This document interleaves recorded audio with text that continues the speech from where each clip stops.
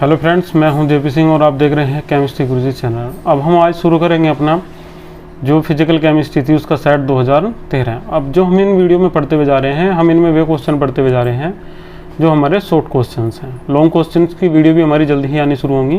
फिलहाल जो हमारी है शॉर्ट क्वेश्चन की वीडियो आनी शुरू हो जाएंगी।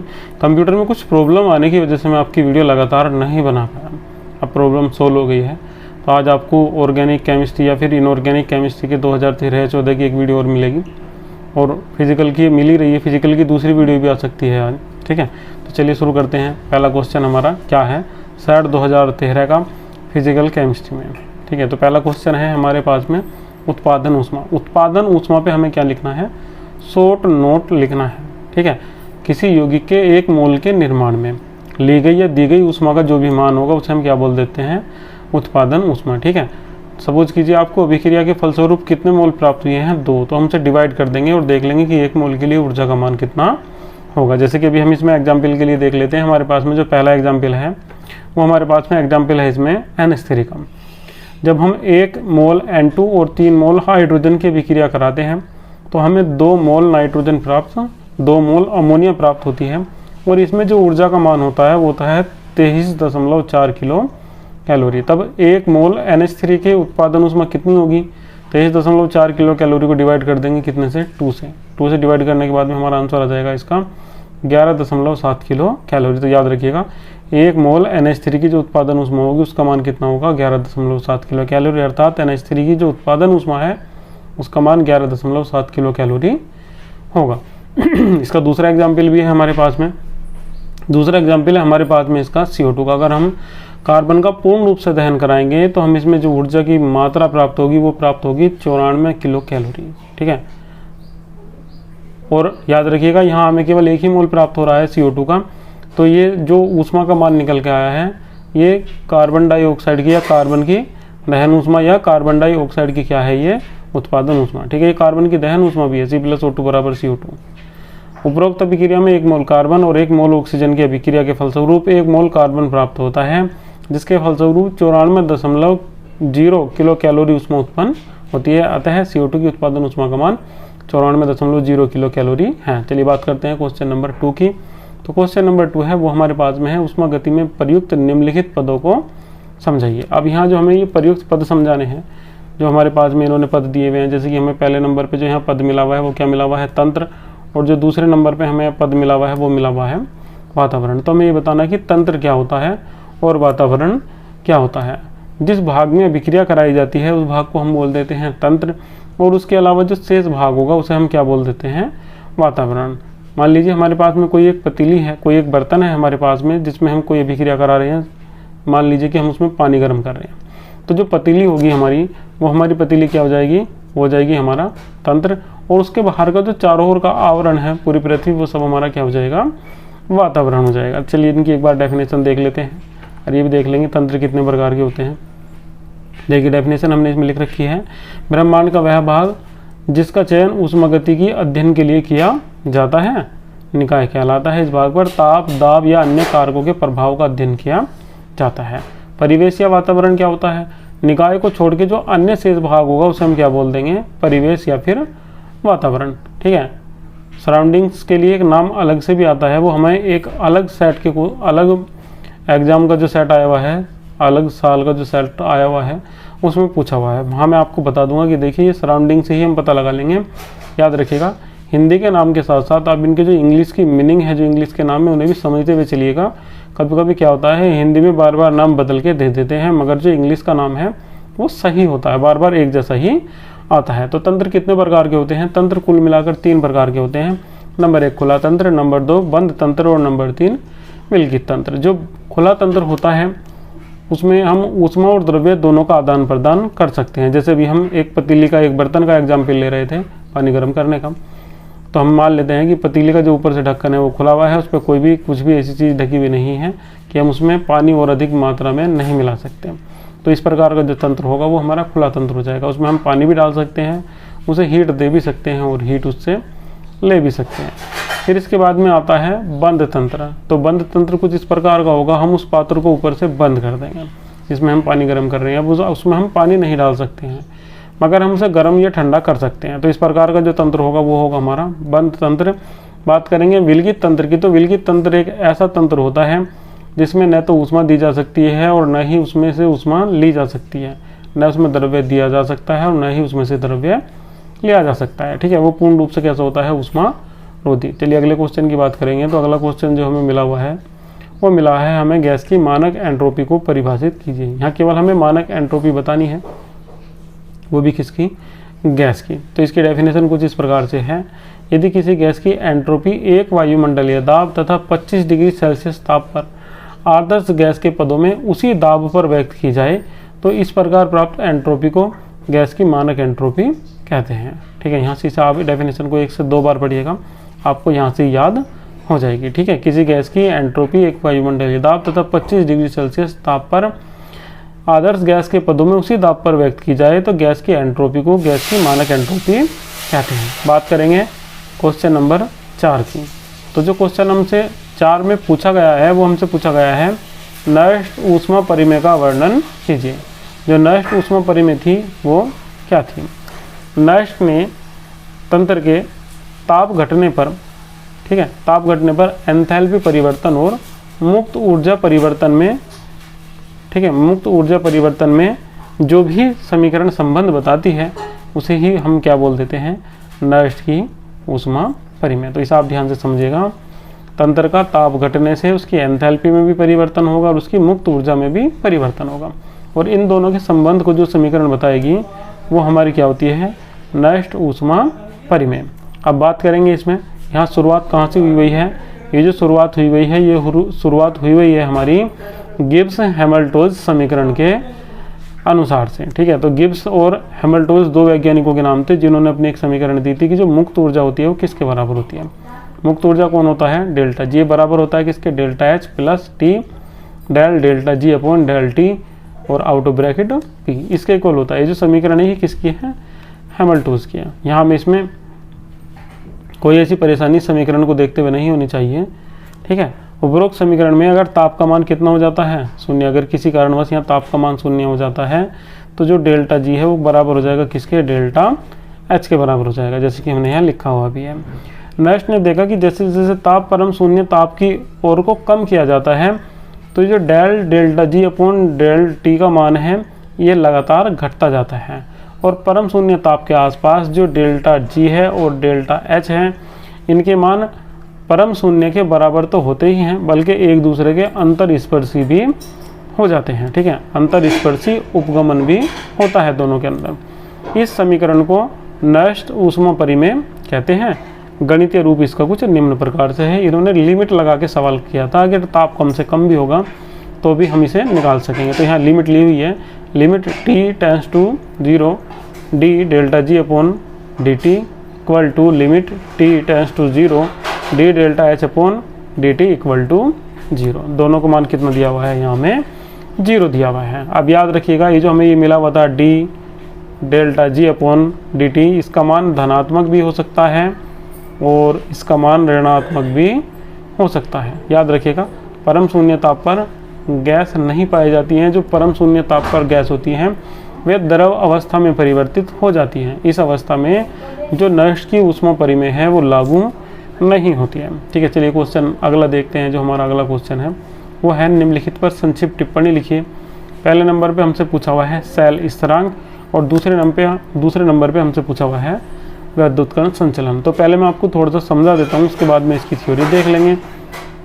देखिएगा, पहले नंबर पे जो सेल स्थिरांक होता है वो होता है चालक की लंबाई और पृष्ठीय क्षेत्रफल का अनुपात। ठीक है, जो चालक की लंबाई होती है और उसका पृष्ठीय क्षेत्रफल होता है उसका अनुपात जो होगा उसे हम क्या बोल देंगे, सेल स्थिरांक। ठीक है, किसी चालक में, अब हमने जो ये डेफिनेशन जो शुरू करा है, हमने जो इसका आंसर शुरू कर रखा है यहाँ से, ये आंसर हमने इसका शुरू करा है कहाँ से, ये आंसर शुरू करा है हमने इसका प्रतिरोध से। सबसे शुरू में हमने किसकी डेफिनेशन दी है, प्रतिरोध की, कि प्रतिरोध क्या होता है। तो सबसे पहले हमने प्रतिरोधी समझाया है। जब हम किसी चालक तार में विद्युत धारा प्रवाहित करते हैं तो जो चालक तार होता है इस बात का विरोध करता है कि मुझ में से विद्युत धारा प्रवाहित न की जाए, अर्थात विद्युत धारा को रोकने की कोशिश करता है। ठीक है, उसे हम क्या बोल देते हैं, रोध, ताकि विद्युत धारा उसमें प्रवाहित ना हो। इसे हम काहे से प्रदर्शित करते हैं, आर से प्रदर्शित करते हैं।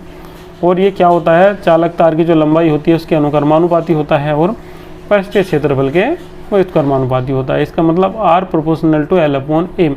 जब हम इस समानुपात के चिन्ह को हटाएंगे तो कांस्टेंट लगा देंगे और कांस्टेंट हमारा कितना आ जाएगा, यहाँ रो आ जाएगा। और यहाँ हमारी समीकरण बन जाएगी R equal to rho into L upon A. ये हमारी यहाँ समीकरण बन जाएगी। ये जो हमारे यहाँ रो है ये हमारा विशिष्ट प्रतिरोध है, जो यहाँ हमारा ए है वो पृष्ठीय क्षेत्रफल है, और जो एल है वो हमारा चालक की लंबाई है। अब याद रखिएगा ये जो हमारा एल अपॉन ए है यही हमारा क्या है, सेल स्थिरांक है। इसमें हमने डेफिनेशन में भी नीचे लिखा हुआ है, किसी चालक की लंबाई तथा पृष्ठीय क्षेत्रफल के अनुपात को सेल नियतांक कहते हैं, इसे जी से प्रदर्शित करते हैं। ठीक है, इसमें कुछ और भी आगे हमने संबंध दिखाए हुए हैं, उन्हें देख लेते हैं एक बार। सेल स्थिरांक बराबर होता है किसके, चालक तार की लंबाई बटे पृष्ठीय क्षेत्रफल के। अब ये हमने भी समीकरण बनाई थी, आर इक्वल टू है रो इंटू जी के। अब हम अगर जी का मान निकालना चाहेंगे तो हमें रो को इधर ले जाना पड़ेगा। अगर रो इधर जाएगा तो कहाँ आ जाएगा, बटे में आ जाएगा। ये देखिएगा ये बटे में आ गया है। और 1 अपॉन रो इक्वल टू होता है किसके, कापा के। ठीक है, सी के नहीं होगा, सी इक्वल टू होता है 1 अपॉन आर के। ये मिस्टेक थी। तो 1 अपॉन रो इक्वल टू किसको हो जाएगा, कापा के। तो यहाँ देखिएगा हमने यहाँ कापा लगा दिया है, तो जी इक्वल टू होगा किसके, आर इंटू कापा के। और आर किसके इक्वल होता है, 1 अपॉन सी के। तो हमने यहाँ देखा आर की जगह क्या लिख दिया, 1 अपॉन सी। तो हमारी एक समीकरण बन गई जी इक्वल टू कापा अपॉन सी। कापा क्या है, विशिष्ट चालकता है, और सी क्या है, चालकता। इसका मतलब जो सेल स्थिरांक होता है वो विशिष्ट चालकता बटे चालकता के बराबर भी होता है। चलिए देखते हैं इसका जो सेकंड पार्ट था उसे, वैद्युतकरण संचलन। हम इसके लिए क्या काम करेंगे, वैद्युतकरण संचलन क्या होता है, कोलाइडी कणों की जो गति करने की क्रिया होती है विद्युत धारा प्रवाह करने से, उसे हम क्या बोल देते हैं, वैद्युतकरण संचलन। ठीक है, इसके लिए हम क्या काम करेंगे, एक यू आकार की नली लेंगे, इसमें कोलाइडी विलयन डाल देंगे। कोलाइडी विलयन डालने के बाद में चित्र से देखिएगा, कोलाइडी विलयन डालने के बाद में हम क्या काम करेंगे, इसमें से थोड़ा सा इसमें पानी मिला देंगे। पानी मिलाने के बाद में एक साइड में लगा देंगे एनोड, एक साइड में लगा देंगे हम कैथोड। अब याद रखिएगा एनोड पे चार्ज प्लस का होता है और कैथोड पे चार्ज होता है माइनस का। मगर यहाँ चार्ज आपको विपरीत लगे हुए दिखाई दे रहे थे पहले से, एक तरफा माइनस है और दूसरी तरफा क्या है, प्लस। यहाँ प्लस और माइनस का जो हम मतलब समझाएंगे वो केवल इस बात से समझाएंगे कि अगर इस ओर को गति कर रहे हैं तो चार्ज कैसा था, जो आयन थे हमारे पास में उन पे चार्ज कैसा था, प्लस है।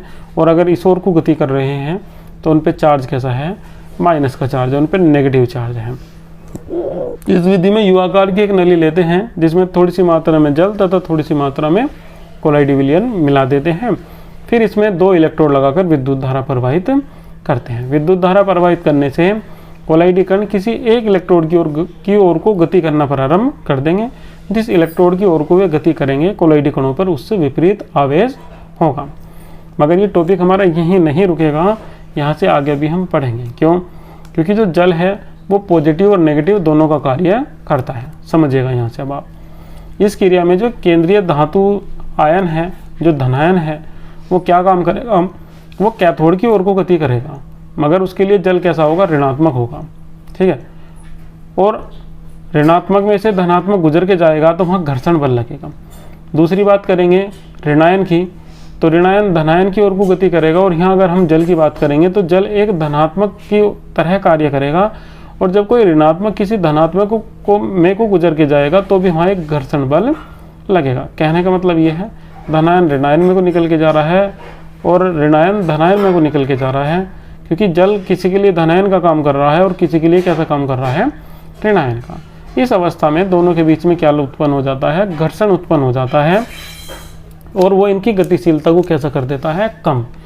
इस गतिशीलता को ही हम क्या बोल देंगे, इसका वैद्युतकरण संचलन प्रभाव। वैद्युतकरण संचलन हमने पढ़ लिया, मगर टॉपिक पूछा गया था वैद्युतकरण संचलन प्रभाव, क्या प्रभाव पड़ता है इस पर। ठीक है, तो प्रभाव भी अब हम यहाँ पढ़ चुके हैं, इसकी थ्योरी में लिखा हुआ भी है। और यहाँ डी.वाई. हकल 2 वैज्ञानिक थे, इन्होंने इसके लिए एक समीकरण बनाई थी, lambda V equal to lambda infinity minus 82.4 upon dt की पावर 1/2 ईटा प्लस 8.2 इंटू 10 की पावर 5 अपॉन dt की power 3/2 dot lambda infinity out of bracket under root C. देखिएगा। इसे आप यहाँ ही नहीं यहाँ भी लिख सकते हैं इसके साथ में, यहाँ में कोई प्रॉब्लम नहीं होगी। ठीक है, ये जो समीकरण है ये प्रबल विद्युत अपघट्य के लिए बनी हुई है। ठीक है, देखिएगा जहाँ डी क्या है, डाई इलेक्ट्रिक स्थिरांक है, ईटा क्या है, माध्यम की विस्कासिता है, टी क्या है, परमताप है, सी बराबर क्या है, विलयन की सांद्रता है।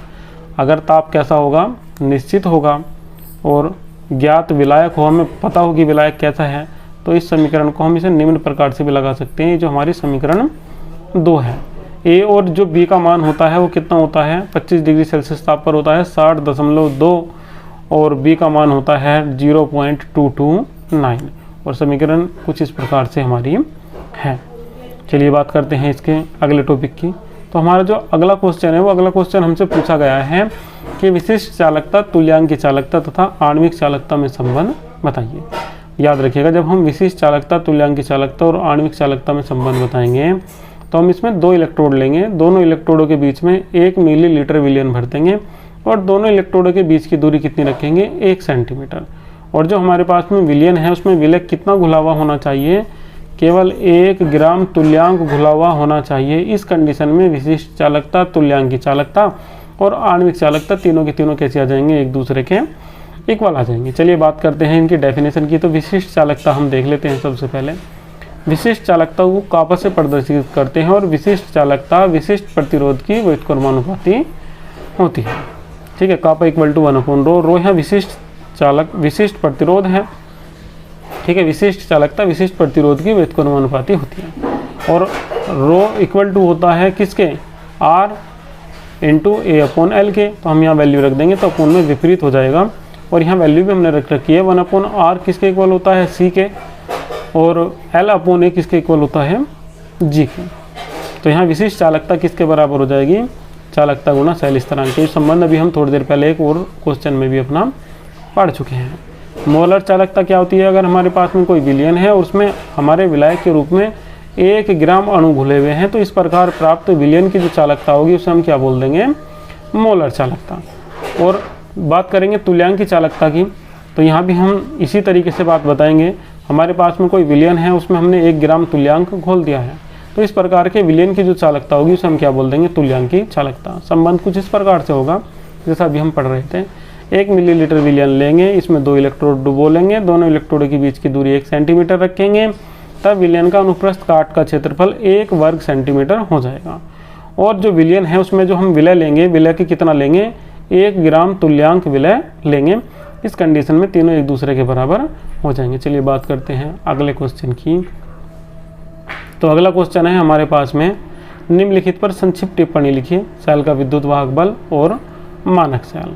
सेल का विद्युत वाहक बल क्या होता है, जब हम सेल के जो हमारे पास में इलेक्ट्रोड हैं, किसी सेल में 2 इलेक्ट्रोड होते हैं, एक एनोड और दूसरा कैथोड। अगर हम सेल के इलेक्ट्रोडों को किसी भी बाह्य परिपथ से ना जोड़ें, तब सेल के दोनों सिरों के मध्य उत्पन्न विभवांतर को ही सेल का विद्युत वाहक बल कहते हैं।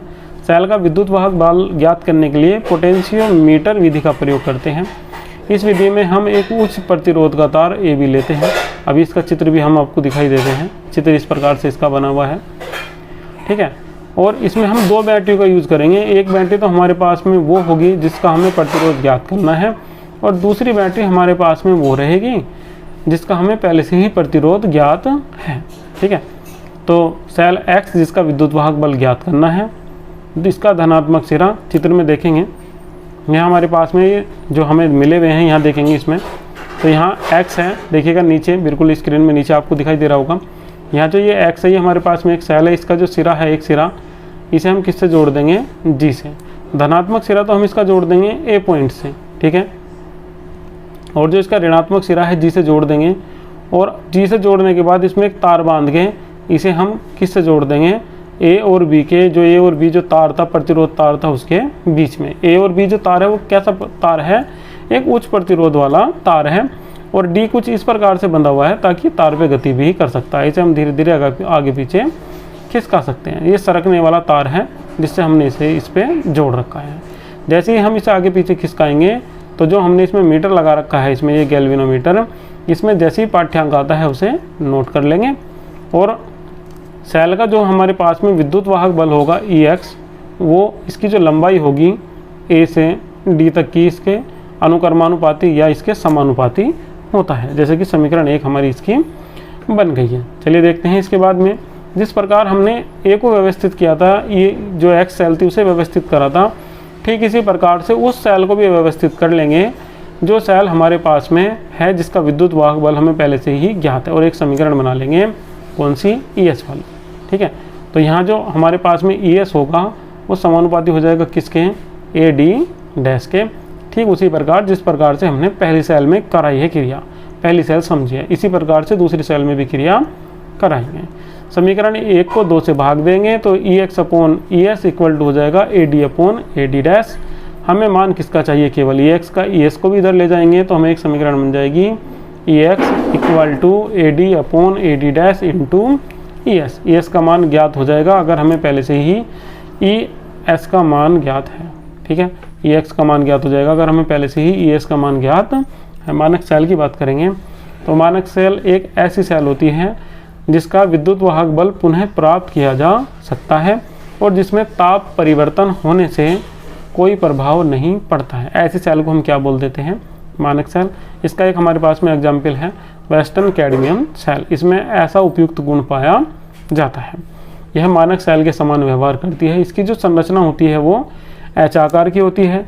इसका जो धनात्मक सिरा होता है उसमें मरकरी भरा हुआ होता है, जिसके चारों ओर से लेप कर देते हैं किसका, HgSO4 का। ठीक है, और इसका जो ऋणात्मक सिरा होता है इसमें CdSO4.8H2O का क्रिस्टल भरा हुआ होता है।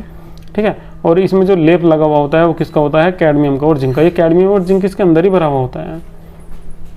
ठीक है, दूसरी भुजा में 12.5% कैडमियम का अमलगम होता है तथा जो ऋणात्मक इलेक्ट्रोड का कार्य करता है। जब हम बात करेंगे इस सेल के विद्युत वाहक बल की तो उसका मान होता है 1.10830, जो लगभग बराबर होता है किसके, मानक सेल के। ठीक है, 20 डिग्री सेल्सियस ताप पर। और इसका विद्युत वाहक बल लगभग कैसा है, ये गुणांक कैसा होता है, नगण्य। बात करेंगे अगले क्वेश्चन की, तो जो हमारे पास में अगला क्वेश्चन है वो हमारे पास में क्वेश्चन है, निम्नलिखित पर संक्षिप्त टिप्पणी लिखिए। आक्सीकरण अवकरण विभव। अगर हम बात करेंगे आक्सीकरण अवकरण विभव की तो आक्सीकरण अवकरण विभव का जो दूसरा नाम है वो आक्सीकरण अपचयन इलेक्ट्रोड भी है। ठीक है, और दूसरा पॉइंट हमें मिला हुआ है इसमें निर्देश इलेक्ट्रोड। तो निर्देश इलेक्ट्रोड से पहले चलिए आक्सीकरण अपचयन विभव ही समझ लेते हैं, इलेक्ट्रोड ही समझ लेते हैं। ये किस प्रकार का इलेक्ट्रोड होता है जिसमें एक ही धातु में आक्सीकरण और अपचयन दोनों साथ साथ होते हैं, जैसे कि आयरन का इलेक्ट्रोड। ठीक है, हम इसके बारे में भी विस्तार से पढ़ेंगे। निर्देश इलेक्ट्रोड वह इलेक्ट्रोड होता है जो सेल में प्रयुक्त किया जाता है किसी दूसरे इलेक्ट्रोड का विभव ज्ञात करने के लिए। याद रखिएगा, किसी अकेले इलेक्ट्रोड का विभव ज्ञात करना संभव नहीं है। इलेक्ट्रोड विभव ज्ञात करने के लिए हमें सेल निर्माण करना पड़ता है, सेल बनानी पड़ती है, और सेल में जिस इलेक्ट्रोड का विभव ज्ञात होता है उसे ही हम क्या बोल देते हैं, निर्देश इलेक्ट्रोड। चलिए बात करते हैं फर्स्ट नंबर पे रिडॉक्स इलेक्ट्रोड या आक्सीकरण अवकरण इलेक्ट्रोड की। तो ये एक ऐसा इलेक्ट्रोड होता है जिसमें आक्सीकरण और अपचयन दोनों साथ साथ होते हैं। इस प्रकार के इलेक्ट्रोड में अभिकारक तथा उत्पाद के मध्य एक साम्यावस्था स्थापित हो जाती है।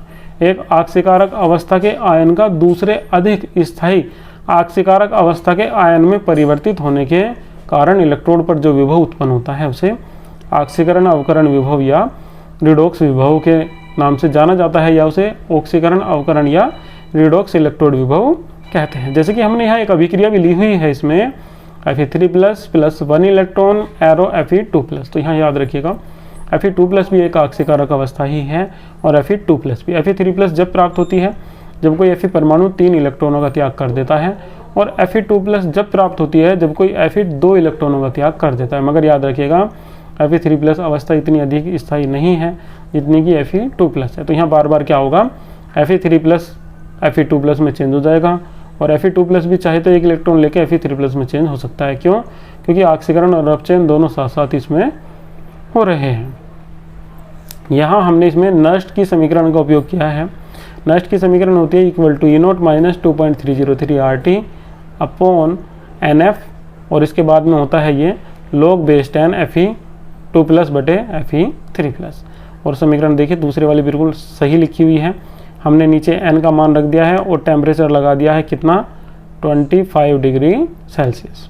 तो हमारे पास में एक समीकरण लास्ट में बन के आ जाएगी E equal to E0 minus 0.0591 log base 10 Fe2+/Fe3+। चलिए बात करते हैं इसके सेकंड पॉइंट की। तो जो सेकंड पॉइंट है वो हमारे पास में है इसका निर्देश इलेक्ट्रोड। समझ हम इसे पहले ही चुके हैं, केवल एक बार समझ लेते हैं। इसके 2 एग्जाम्पल हैं हमारे पास में। एक हमारे पास में होता है प्राइमरी निर्देश इलेक्ट्रोड और दूसरा होता है हमारे पास में द्वितीय निर्देश इलेक्ट्रोड। द्वितीय निर्देश इलेक्ट्रोड जैसे कि कैलोमल इलेक्ट्रोड, इसे हम फिजिकल केमिस्ट्री में ही पढ़ चुके हैं। और पहले नंबर पे हमारे पास में होता है मानक हाइड्रोजन इलेक्ट्रोड। मानक हाइड्रोजन इलेक्ट्रोड व्यावहारिक रूप से बनाना थोड़ा सा कठिन होता है, इस वजह से अधिकतर कैलोमल इलेक्ट्रोड का ही यूज़ करते हैं। ठीक है, डेफिनेशन वही है जो मैं भी आपको समझा रहा था। किसी एकल इलेक्ट्रोड का विभव ज्ञात करना संभव नहीं है। इलेक्ट्रोड विभव ज्ञात करने के लिए किसी सेल का निर्माण करना पड़ता है। सेल में जिस इलेक्ट्रोड का विभव ज्ञात होता है उसे निर्देश इलेक्ट्रोड कहते हैं। ठीक है, बात करेंगे अगले क्वेश्चन की। तो अगला क्वेश्चन है हमारे पास में हाइड्रोजन आयन सांद्रण या पीएच मूल्य से आप क्या समझते हैं। तो यहाँ हाइड्रोजन आयन सांद्रण क्या होता है, किसी विलयन में हाइड्रोजन आयन की जो मोल प्रति लीटर प्रति ग्राम में जो उपस्थित मात्रा होगी उसे हम क्या बोल देंगे, हाइड्रोजन आयन सांद्रण। और याद रखिएगा हाइड्रोजन आयन सांद्रण के आधार पर किसी भी विलयन का पीएच मान समझाया जा सकता है, क्योंकि पीएच मान होता है पावर ऑफ हाइड्रोजन पोटेंशियल। जैसे कि पहले नंबर की डेफिनेशन से समझेंगे तो पीएच किसके बराबर है, हाइड्रोजन आयन सांद्रण के ऋणात्मक लघुगुणक मान के बराबर है। तो डेफिनेशन भी हमने यही लिख दिया है कि किसी विलयन में उपस्थित हाइड्रोजन आयन सांद्रण के ऋणात्मक लघुगुणक मान को, याद रखिएगा, देखिएगा, हाइड्रोजन आयन सांद्रण के ऋणात्मक लघुगुणक मान को पीएच मान कहते हैं। दूसरे में बात करेंगे तो किसी विलयन में उपस्थित हाइड्रोजन आयन सांद्रण की 10 की ऋणात्मक घात के रूप में प्राप्त मान को पीएच मान कहते हैं। तीसरी डेफिनेशन की बात करेंगे तो पीएच मान किसके बराबर है, हाइड्रोजन आयन सांद्रण के लघुगुणक व्युत्क्रम मान के बराबर है। तो इसमें हम लिख देंगे कि किसी विलयन में उपस्थित हाइड्रोजन आयन सांद्रण के व्युत्क्रम लघुगुणक मान को पीएच मान कहते हैं।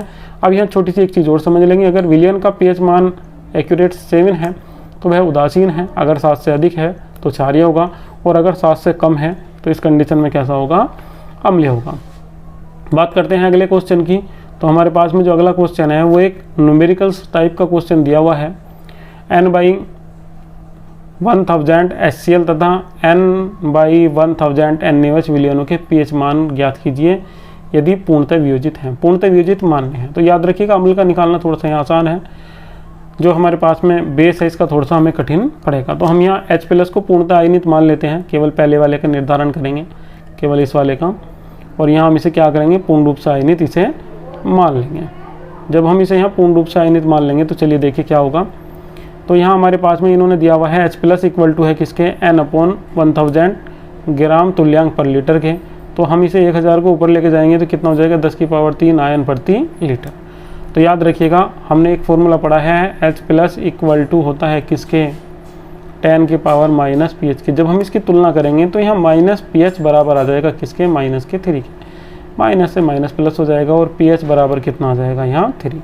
तो जो अम्ल हमारे पास में है उसका pH मान कितना है, 3 है। बात करेंगे क्षार की, तो क्षार के लिए निकलता है POH। तो यहाँ POH निकल के आ जाएगा, कितना आ जाएगा, 3 आ जाएगा। जैसे हमने उसमें तुलना करी थी ऐसे हम यहाँ भी तुलना करेंगे। जैसे ये समीकरण बनी है ना, तो ऐसी ये बनेगी, यहाँ जो हमारी बन के आएगी ये बनेगी OH minus equal to 10⁻⁻ POH, इस टाइप से बन जाएगी। वहाँ pH था, यहाँ क्या है POH। तो तुलना करेंगे तो यहाँ POH किसके बराबर हो जाएगा, -3 के। माइनस से माइनस प्लस, तो यहाँ POH का मान प्राप्त हो जाएगा बराबर कितना आ जाएगा हमारा, 3। तो फिर हमें इसमें दूसरा फॉर्मूला लगाना पड़ेगा। क्या, एक फॉर्मूला हमारा ये भी होता है pH plus POH equal to होता है किसके, 14 के। हमें क्या चाहिए, केवल pH चाहिए, तो हम इसे निकाल लेंगे। pH बराबर कितना लिख देंगे, 14 माइनस POH। POH की वैल्यू रख देंगे तो 14 माइनस 3 इक्वल टू कितना आ जाएगा, इक्वल टू आ जाएगा 11। ये भी हमारा हो जाएगा। याद रखिएगा ये सवाल थोड़ा सा इंपॉर्टेंट भी, इस तरीके के कई सारे सवाल बोर्ड एग्जाम के सेट में आए हुए हैं, इंपॉर्टेंट क्वेश्चन है उनके बारे में हम लगातार शॉर्ट क्वेश्चन पढ़ते हुए जा रहे हैं। और आज हम जो क्वेश्चन पढ़ेंगे वो 2014 के जो सेट को, जो 2014 का जो पेपर था उसमें जो शॉर्ट क्वेश्चन आए हैं केवल उन्हें पढ़ेंगे। इनमें से बहुत सारे क्वेश्चनों का रिपीटेशन हुआ है जो क्वेश्चन 2013 में आए हुए थे। तो चलिए शुरू करते हैं अपनी आज की वीडियो और देखते हैं हमारा जो पहला क्वेश्चन है वो क्या है और इससे जुड़ा हुआ इसका आंसर भी क्या है। तो हमारा जो पहला क्वेश्चन पूछा गया था हमसे 2014 में CCS यूनिवर्सिटी में, वो पूछा गया है कि ऊष्मागतिकी का तृतीय नियम क्या है। तो ऊष्मागतिकी के तृतीय नियम के लिए हमने ये 2 पॉइंट समझाए हैं। इसमें से इन 2 पॉइंट से ही हम ऊष्मागतिकी के तृतीय नियम को अच्छे तरीके से समझा सकते हैं। चलिए देखिए, पहला पॉइंट हमारा क्या है इसमें कि परम शून्य ताप पर सभी परिपूर्ण क्रिस्टलीय ठोसों की एंट्रोपी का मान शून्य होता है। ठीक है, जो एंट्रोपी होगी परम शून्य ताप जो एब्सोल्यूट टेम्परेचर होता है उस पर कितना होगा, उसका मान शून्य होगा। ठीक है, एंट्रोपी का। और इसमें पॉइंट जैसे हमने दिखाए थे 2 पॉइंट कि वे भौतिक या रासायनिक परिवर्तन जो बिना किसी बाह्य बल के कारण होते हैं स्वतः परिवर्तन कहलाते हैं, और जो बाह्य बल लगाने से होते हैं वे अस्वतः परिवर्तन कहलाते हैं। फिर इसके बाद में इसका जो दूसरा पॉइंट है, वो दूसरा पॉइंट हमने जो लिखा हुआ है वो ये है कि प्रत्येक पदार्थ की परिमित धनात्मक एंट्रोपी होती है, परंतु परम शून्य ताप पर एंट्रोपी शून्य हो जाती है। एंट्रोपी होती तो है, मगर जब टेम्परेचर आता है कितना, एब्सोल्यूट टेम्परेचर परम शून्य ताप, ठीक है, तो उस पर कितना हो जाएगा, इसकी जो एंट्रोपी होगी वो कितनी हो जाएगी, शून्य। किंतु वास्तव में परिपूर्ण क्रिस्टलीय ठोसों के लिए यह शून्य हो जाती है। जो पूर्ण रूप से क्रिस्टलीय ठोस होते हैं उनके लिए एंट्रोपी का मान कितना होता है, शून्य होता है। चलिए देखते हैं क्वेश्चन नंबर 2। क्वेश्चन नंबर 2 है एंट्रोपी पर संक्षिप्त टिप्पणी लिखी। मैं आपसे कह रहा था कि ये क्वेश्चनों का रिपीटेशन हुआ है, और ये जो क्वेश्चन नंबर 2 है ये सैट 2013 का क्वेश्चन नंबर 3 है। अगर आपने मेरी 2013 के क्वेश्चंस की वीडियो नहीं देखी है तो जो ऊपर आपको आई बटन दिया हुआ है आप देख सकते हैं इसमें, तो इसमें लिंक दिया हुआ है, आप यहाँ से इसे चला सकते हैं, देख सकते हैं। और क्वेश्चन नंबर 3 भी, ठीक है, 2013 के सेट का ही क्वेश्चन नंबर 1 है। याद रखिएगा, इसमें हमें सबसे ज़्यादा क्वेश्चनों का रिपीटेशन मिलेगा, और मैं आपको दावे से कह सकता हूँ कि जब इसका क्वेश्चन आएगा तो अधिकतर क्वेश्चनों का रिपीटेशन ही होगा, और कम से कम आप उसमें से जो 10 के 10 क्वेश्चन है उन्हें कर जाओगे। बहुत ही मुश्किल चांस है कि आपका कोई क्वेश्चन इसमें छूट जाए। चलिए देखते हैं क्वेश्चन नंबर 4। तो क्वेश्चन नंबर 4 पूछा हुआ है उत्क्रमणीय तथा अनुत्क्रमणीय सेल के विषय में समझाइए। अब जो उत्क्रमणीय सेल होती हैं ये वे सेल होती हैं जिन्हें यदि हम बाह्य अनंत सूक्ष्म विभव वाले बाह्य परिपथ से जोड़ दें तो सेल में होने वाली अभिक्रियाएं कैसी हो जाती हैं, विपरीत हो जाती हैं। और जो अनुत्क्रमणीय सेल होती हैं इनका विभव इतना अधिक होता है, अगर इन्हें हम किसी बाह्य परिपथ से जोड़ेंगे तो इनमें जो सेल में होने वाली अभिक्रियाएं हैं वो विपरीत दिशा में नहीं होगी। चलिए डिस्कस करते हैं जो हमने इसके नोट्स में लिया हुआ है उसे। हमने बताया कि वे सेल जिन्हें अनंत सूक्ष्म अधिक ईएमएफ वाली सेल से जोड़ने पर सेल में होने वाली अभिक्रियाएं विपरीत हो जाती हैं और उत्क्रमणीय सेल कहलाती हैं। जैसे कि हमने यहाँ लिया है, यदि बाह्य परिपथ का विभव सेल के परिपथ से कम होता है तो सेल में होने वाली अभिक्रियाएं चलती रहती हैं। फिर पॉइंट नंबर 2 देखिएगा, यदि बाह्य परिपथ का विभव सेल के विभव के बराबर हो जाता है, इस अवस्था में सेल में होने वाली अभिक्रियाएं रुक जाती हैं। और थर्ड पॉइंट में देखिएगा, यदि बाह्य परिपथ का विभव सेल के इलेक्ट्रोड विभव से अधिक हो जाता है तब सेल में होने वाली अभिक्रियाएं कैसी हो जाती हैं, विपरीत हो जाती हैं। चलिए बात करेंगे इसके जो हमारे पास में इसका एग्जाम्पल है उत्क्रमणीय सेल का, वो हमारे पास में है डैनियल सेल। ठीक है, डैनियल सेल में 2 इलेक्ट्रोड लगे हुए होते हैं, एक जिंक का और दूसरा कॉपर का। इसको जो विभव होता है वो कितना होता है, 1.1 वोल्ट होता है। और जो डैनियल सेल की खोज की थी वो की थी भौतिक रसायन वैज्ञानिक वोल्टा ने। ठीक है, इसके बाद में हम बात करेंगे उत्क्रमणीय अनुत्क्रमणीय सेल की।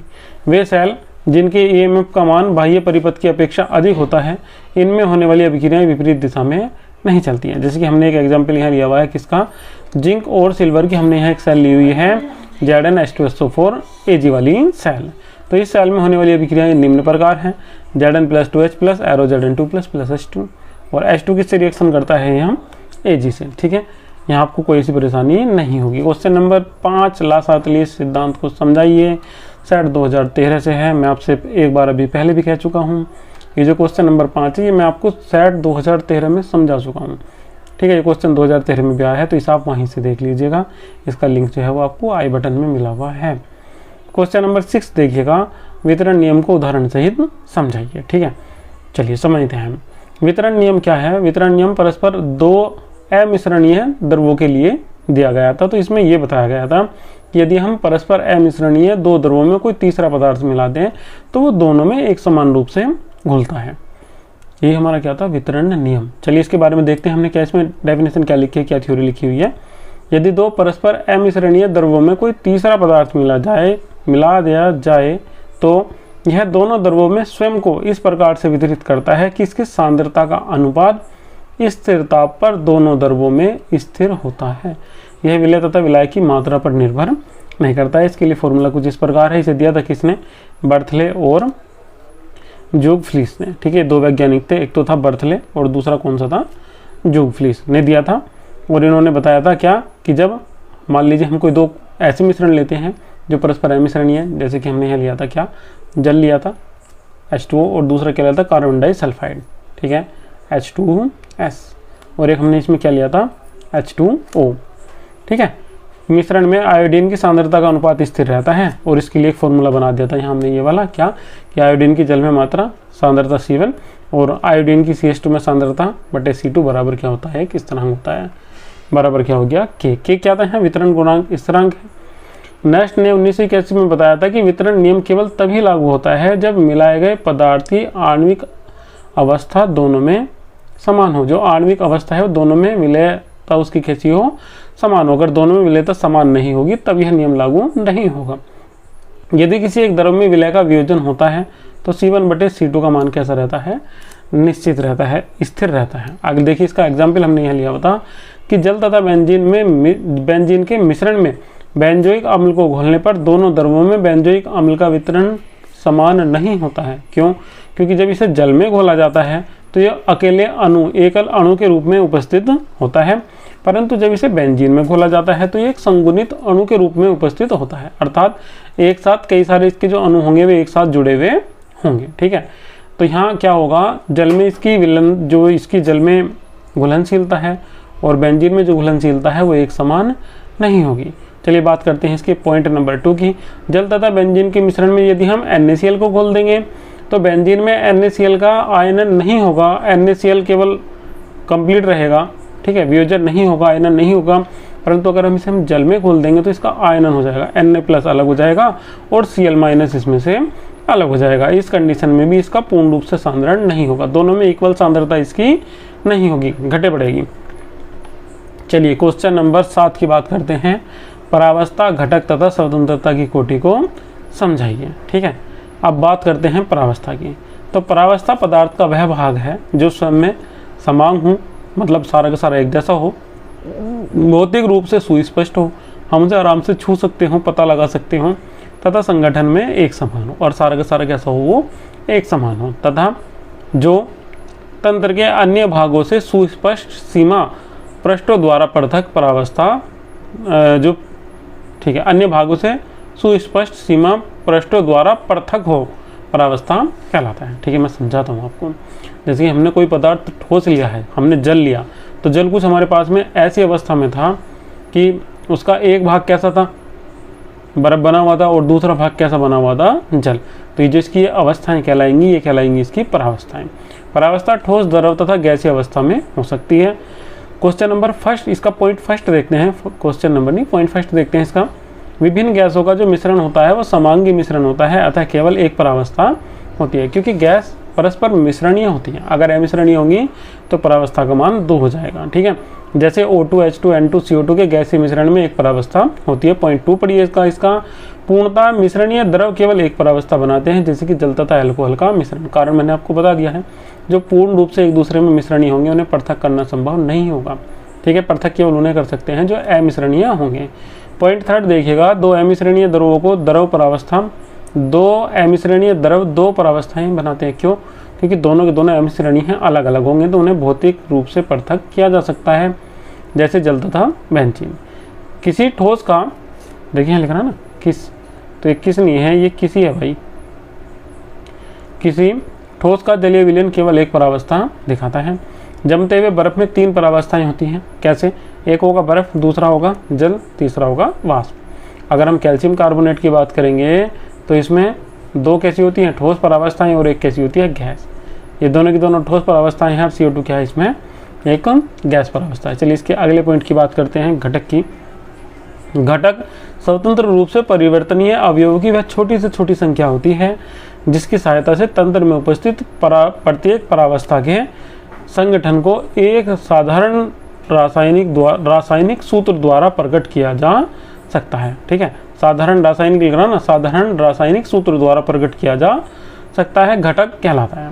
देखिए हमारे पास में एग्जाम्पल है, जो हमने इसका एग्जाम्पल लिया है, तो यहाँ हमारे पास में है जल 3 परावस्थाओं में पाया जाता है, मगर बर्फ़ जो होगा हम बर्फ़ को भी काहे से प्रदर्शित करेंगे, H2O से ही प्रदर्शित करेंगे। और जो हमारे पास में जल है, जल को भी काहे से प्रदर्शित करेंगे, H2O से ही प्रदर्शित करेंगे। और जो हमारे पास में वाष्प है, जब हमें वाष्प को भी प्रदर्शित करना पड़ेगा तो काहे से करना पड़ेगा, H2O से। तो यहाँ प्रत्येक के लिए घटक का मान कितना आ जाएगा, 1 आ जाएगा। ठीक है, ये देखेंगे कि रासायनिक सूत्र उसका क्या है, तो घटक कितना आ जाएगा, इसके लिए 1 आ जाएगा।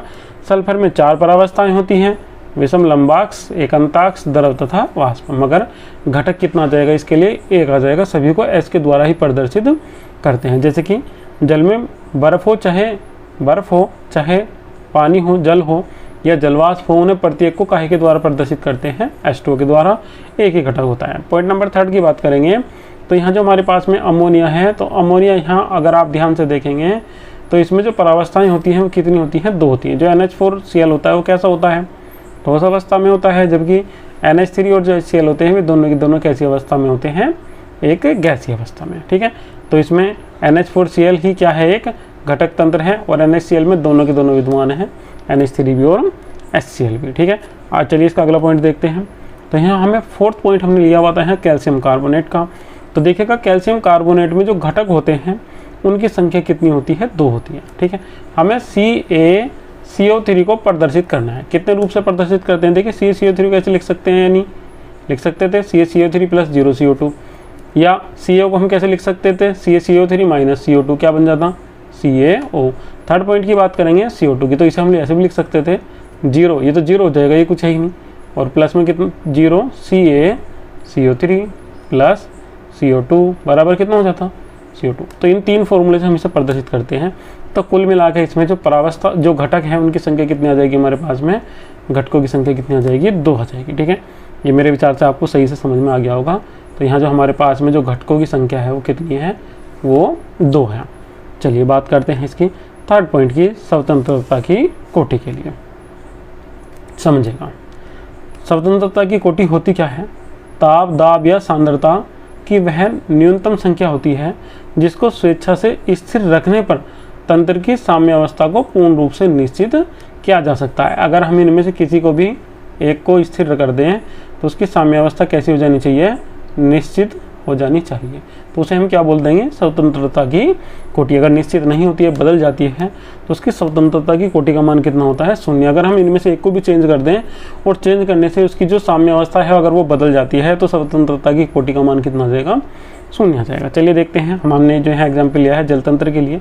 यहाँ हमारे पास में ये 3 अवस्थाएँ हैं इसकी, बर्फ़ है, जल है और जल के साथ में क्या है, इसकी वाष्प है। उपरोक्त तीनों अवस्थाएं एक निश्चित ताप पर ही साम्य अवस्था में रह सकती हैं। अगर हम ताप बदल देंगे या दाब बदल देंगे तो ये 2 अवस्थाएं इसकी समाप्त हो जाती हैं, केवल एक अवस्था ही बचती है। अतः इसकी जो तंत्र की जो स्वतंत्रता की कोटि है वो कितनी है, 0 है। ठीक है, अगर हम इनमें से किसी एक को बदल दें और फिर भी ये अपनी परावस्था ना बदले, ठीक है, ये साम्य अवस्था में बने रहे, जो इसकी अवस्था है वो नहीं बदले, तो उसे हम क्या बोल देते हैं, स्वतंत्रता की कोटि। ठीक है, पॉइंट नंबर 2 देखिएगा, इसमें हमने क्या लिया था, संतृप्त सोडियम क्लोराइड विलयन। तो यहाँ NaCl लिया हुआ था, थोड़ा सा जलीय विलयन बनाया हमने इसका, और बाद में क्या बन गई है, इसकी जलवाष्प बन गई है। जब हम इसकी बात करेंगे तो यहाँ क्या होता है, इस विलयन पर कोई प्रभाव नहीं पड़ता है, किसका, दाब का और सांद्रता का। तो इसकी कोटि का मान कितना जाएगा भाई, जैसे देखिएगा तंत्र की कोटि का मान आ जाएगा कितना, 1। यह एक तंत्र है।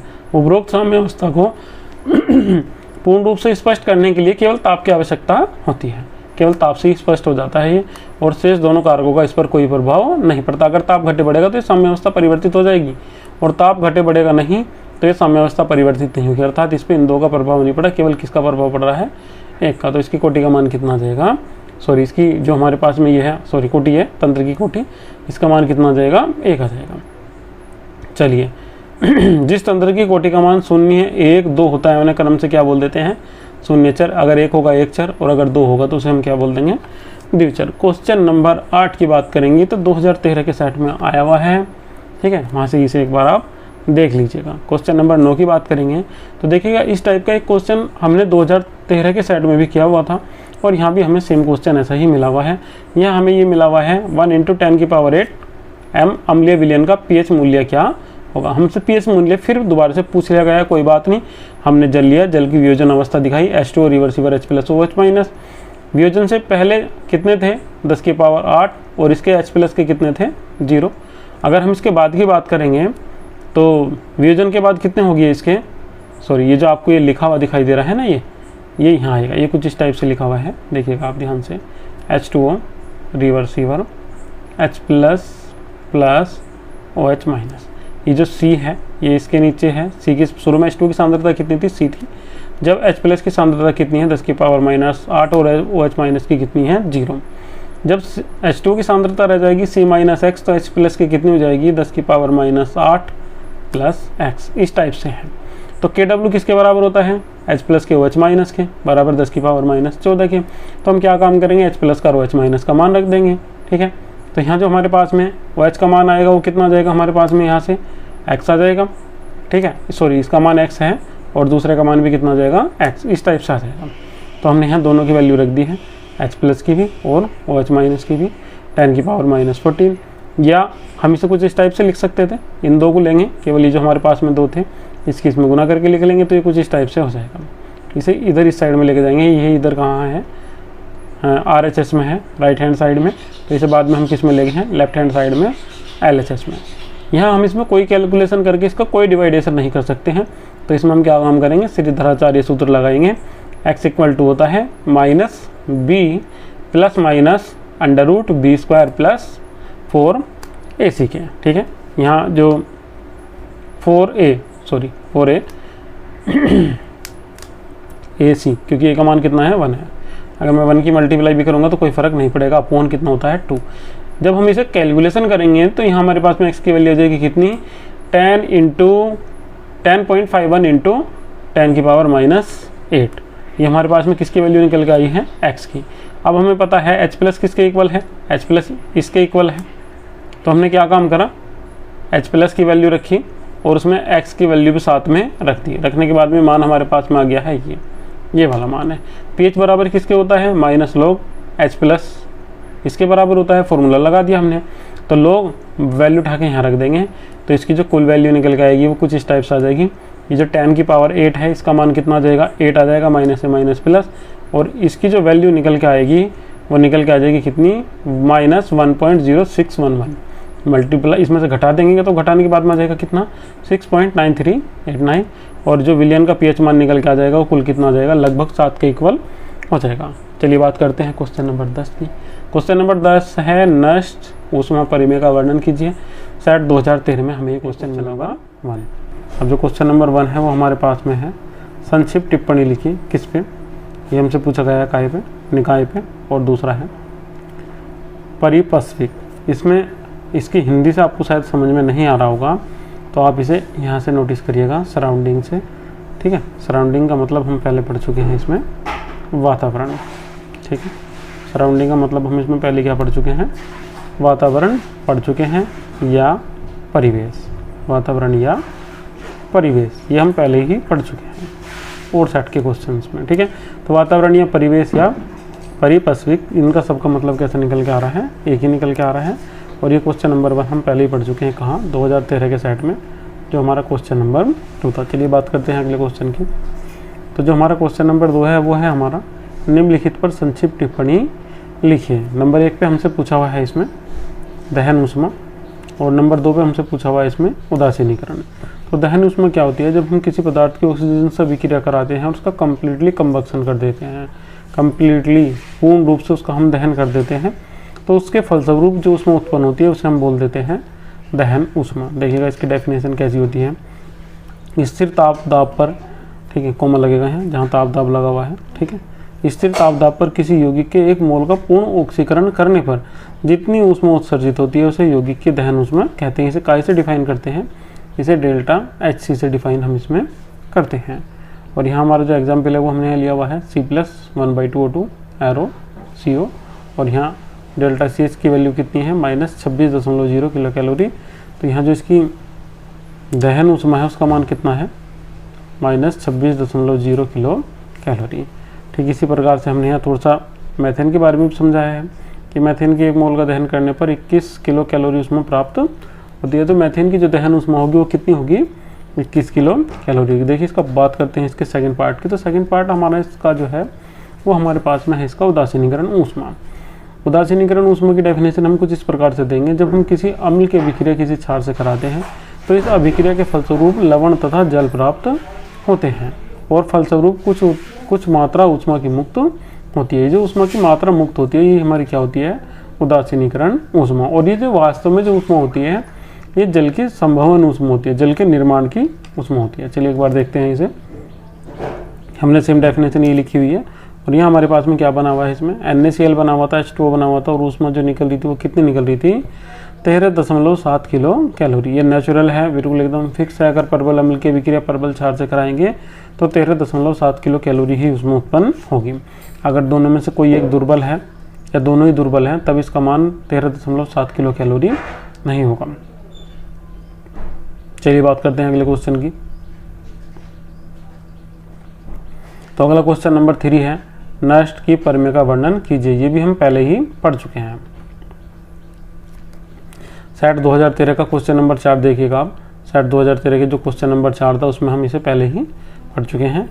नष्ट परमेय का वर्णन कीजिए। अगर आपने मेरी पहली वीडियो नहीं देखी है तो मैं उसका लिंक आपको आई बटन में दे दूंगा, उसे आप वहाँ से देख सकते हैं। पढ़ेंगे ओसवाल्ड का तनुता का नियम। ये नियम हमने पहले नहीं पढ़ा, इसे हम पढ़ना शुरू करते हैं। ठीक है, चलिए शुरू करते हैं। तो ओसवाल्ड का नियम जो था वो एक द्रव्यानुपाती क्रिया का नियम ही है, मगर इन्होंने जो अपना नियम लगाया था वो इन्होंने लगाया था दुर्बल विद्युत अपघट्यों के लिए। ठीक है, इनका जो नियम लगा हुआ था वो किसके लिए लगा हुआ है, दुर्बल विद्युत अपघट्यों के लिए लगा हुआ है। और इन्होंने इसकी थ्योरी भी कुछ इसी प्रकार से इनकी डिपेंड करती है। ओसवाल्ड ने द्रव्यानुपाती क्रिया का नियम ऐसे तंत्र के लिए लागू किया जिसमें आयनित आयनों तथा अनायनित आयनों के मध्य एक साम्य विद्यमान रहता है। ठीक है, माना इन्होंने एक विद्युत अपघट्य AB के 1 ग्राम मोल को 20 लीटर आयतन में घोला है जिसकी वियोजन मात्रा अल्फा है और इसकी साम्यावस्था हम निम्न प्रकार से प्रदर्शित करते हैं। हमने यहाँ लिया कोई हमारे पास में AB पदार्थ है। ठीक है, यहाँ हमने रिवर्सिबल दिखाया, हमने AB का क्या बना लिया, यहाँ हमने ये जलीय विलयन बना लिया है।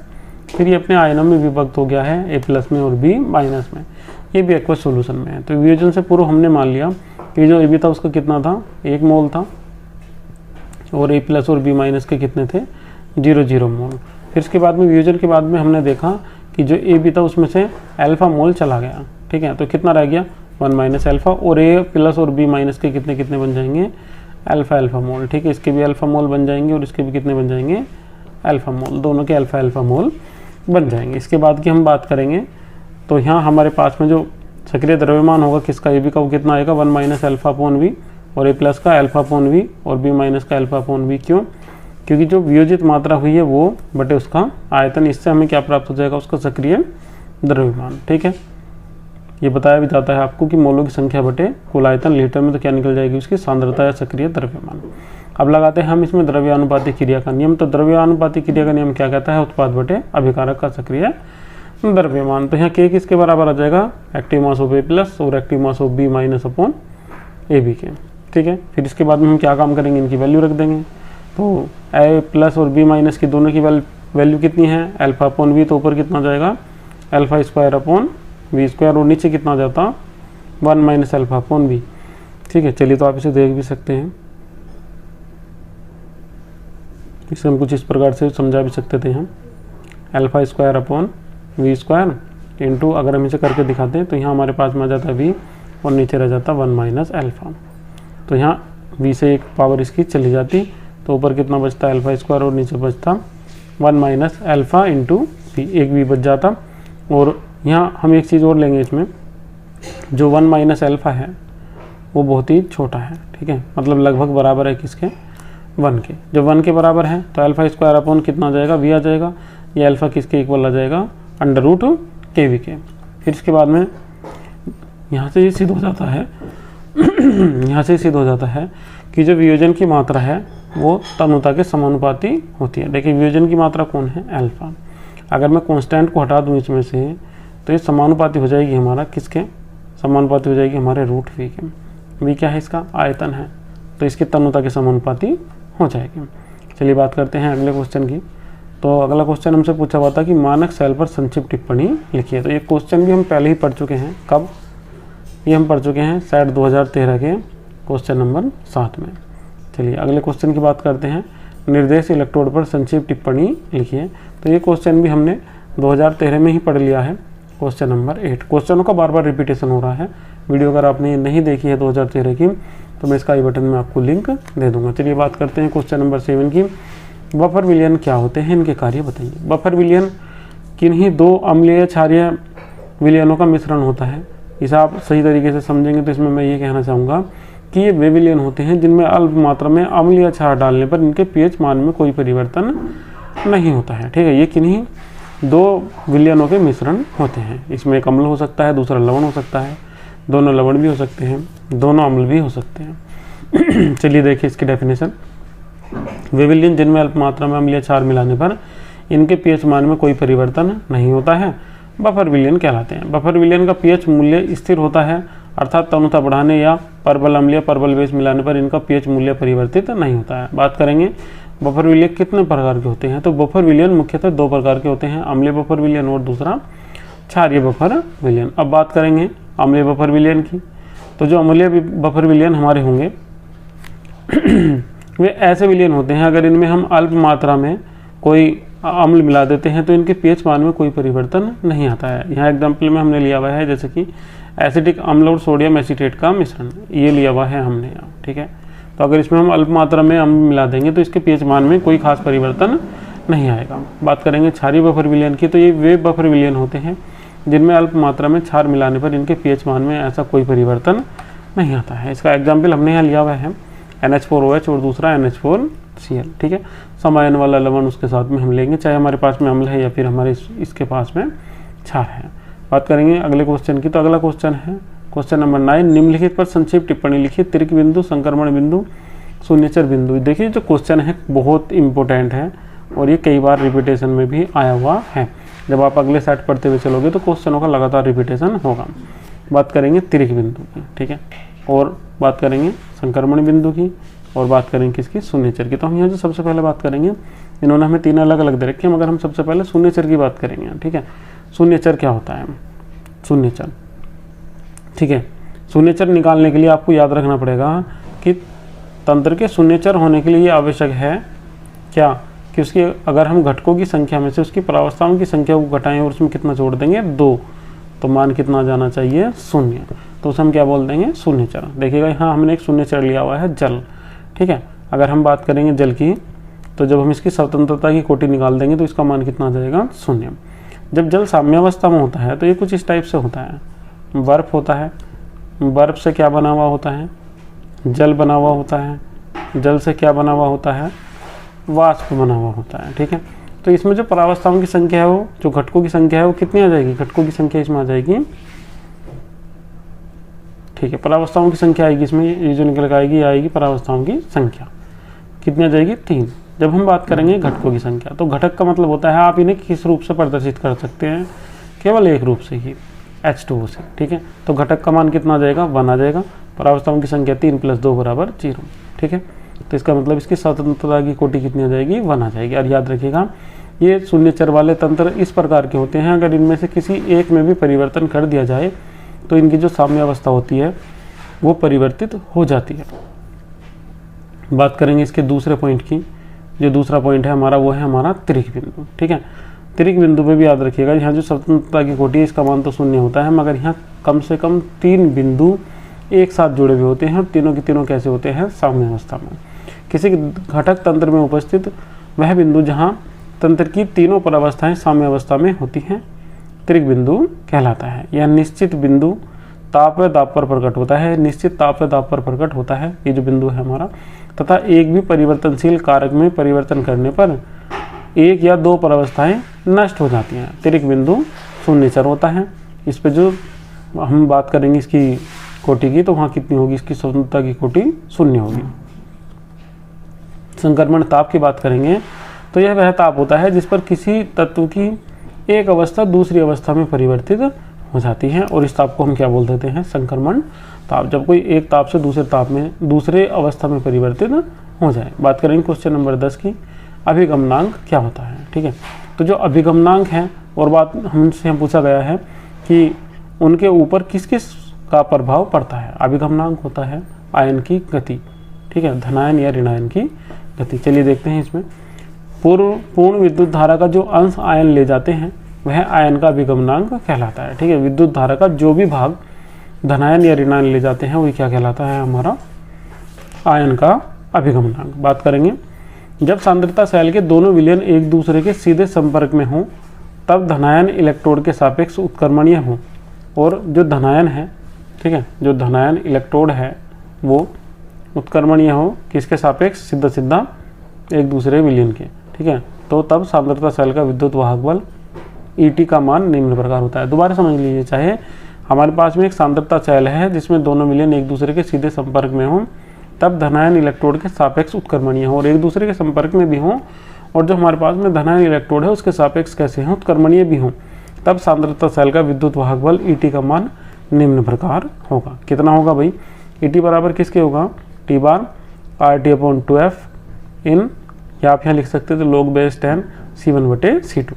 यदि दोनों विलयन सीधे संपर्क में नहीं हो तब ई बराबर होगा किसके, आर टी अपॉन 2F इन C1/C2 के। अगर संपर्क में होगा तो ये समीकरण लगाएंगे, संपर्क में नहीं होगा तो ये समीकरण लगाएंगे। अब हम क्या काम करेंगे, एक समीकरण को दूसरी समीकरण से भाग दे देंगे। तो हम समीकरण 1 को समीकरण 2 से भाग दे देंगे तो हमें एक नई समीकरण प्राप्त हो जाएगी, E T upon E equal to T bar, जहाँ टी क्या है, ऋणायन का अभिगमनांक है। ठीक इसी प्रकार हम धनायन का भी अभिगमनांक निकाल लेंगे।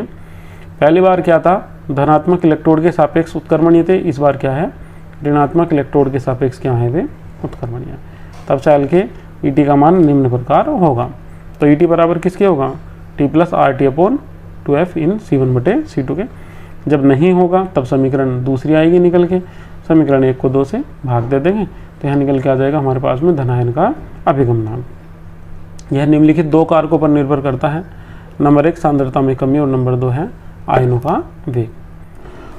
तो चलिए स्टूडेंट शुरू करते हैं अब हम अपने इम्पोर्टेंट क्वेश्चन जो 2016 में आए हुए हैं। और मेरा यहाँ वीडियो बनाने का केवल एक ही मोटो है आप सबसे, जो बच्चे इस समय लॉकडाउन के समय कोचिंग में या स्कूल में नहीं जा पाए हैं वे इन वीडियो से जो अपना वर्क है, जो अपने क्वेश्चंस हैं वे सही से तैयार कर लें।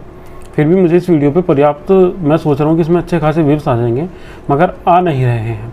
आप चाहें तो यहाँ से ही अपने कंप्लीट क्वेश्चन और आंसर तैयार कर सकते हैं, मगर व्यूज़ नहीं आएंगे या वीडियो ज़्यादा नहीं देखी जाएगी तो मुझे भी बार बार ऐसा लगता है कि शायद मेरी वीडियो बनाना बेकार है। ना ही मैं बार बार कोशिश करता हूँ कि इस पर वॉच टाइम चढ़े, तो इस पर जो वॉच टाइम है वो भी नहीं चढ़ता है। पता नहीं शायद आप देख रहे हैं, नहीं देख रहे हैं, क्या कर रहे हैं, क्या नहीं कर रहे हैं। तो याद रखिएगा, मैं वीडियो केवल आपके लिए बना रहा हूँ और केवल इसी वजह से बना रहा हूँ ताकि आप वीडियो से अपना जो लाभ है वो ले सकें, अपने क्वेश्चन तैयार कर सकें। चलिए शुरू करते हैं अब जो 2016 में इंपॉर्टेंट क्वेश्चन आए हुए हैं उनके बारे में। तो यहाँ जो हमारा फर्स्ट क्वेश्चन था वो फर्स्ट क्वेश्चन हमारा है, निम्नलिखित पर संक्षिप्त टिप्पणी लिखिए। और इसमें जो हमसे पूछा गया है वो पूछा गया है कार्यफलन, और जो दूसरे नंबर पे हमसे पूछा गया है वो पूछा गया है निकाय। ठीक है, एक कार्यफलन पूछ रखा है और दूसरा हमसे पूछ रखा है निकाय। ये भी एक इम्पोर्टेंट क्वेश्चन है जो एक से ज़्यादा बार पूछा गया है। ठीक है, ये क्वेश्चन भी कैसा है आपका, इम्पोर्टेंट है। आप किसी भी यूनिवर्सिटी से क्यों ना हो, ये जो क्वेश्चन आपको बार बार दिखाई दे रहे हैं ये क्वेश्चन जितने भी हैं सब इम्पोर्टेंट हैं। ठीक है, और सारे के सारे ही एग्ज़ाम में आने वाले हैं और एग्ज़ाम में आए हुए हैं। चलिए देखते हैं इसका आंसर क्या होगा। सबसे पहले कार्य को देख लेते हैं। कार्य और निकाय दोनों एक दूसरे से रिलेटेड से हैं, तो सबसे पहले हम इसमें कार्य को देख लेते हैं। ठीक है, यदि किसी प्रक्रम के लिए एंट्रोपी परिवर्तन का मान कितना होगा, 0 होगा, तो वो कैसा होगा, साम्यावस्था में होगा। ठीक है, या हम यह मान लेंगे कि वह साम्यावस्था में है। और यदि एंट्रोपी परिवर्तन का मान धनात्मक है तो वह प्रक्रम कैसा होगा, स्वेता होगा। और यदि एंट्रोपी परिवर्तन का मान ऋणात्मक है तो वो अस्वेता है होगा। ठीक है, अस्वेता होगा। चलिए यहाँ देखिएगा इस पॉइंट में, यहाँ ये कंप्लीट हुआ नहीं है। अतः किसी प्रक्रम में स्वतः परिवर्तित होने के बारे में पता लगाने के लिए हमें तंत्र तथा वातावरण के एंट्रोपी परिवर्तन का कुल योग पता होना चाहिए। अगर ये हमें पता रहेगा तो हम आसानी से बता देंगे कि कार्य स्वयं हो रहा है या कार्य को करना पड़ रहा है।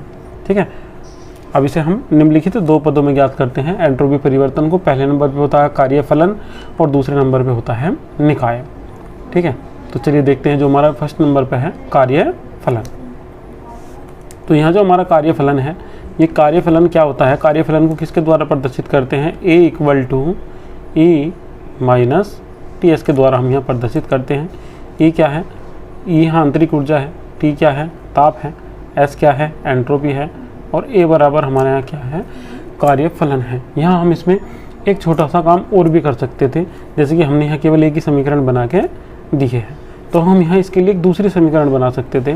वो हम बना सकते थे इसमें किसके लिए, हम इसमें मान लेते हैं कि प्रारंभ में जो आंतरिक ऊर्जा थी वो कितनी थी, E1 थी, और अंतिम कितनी हो जाती है, E2।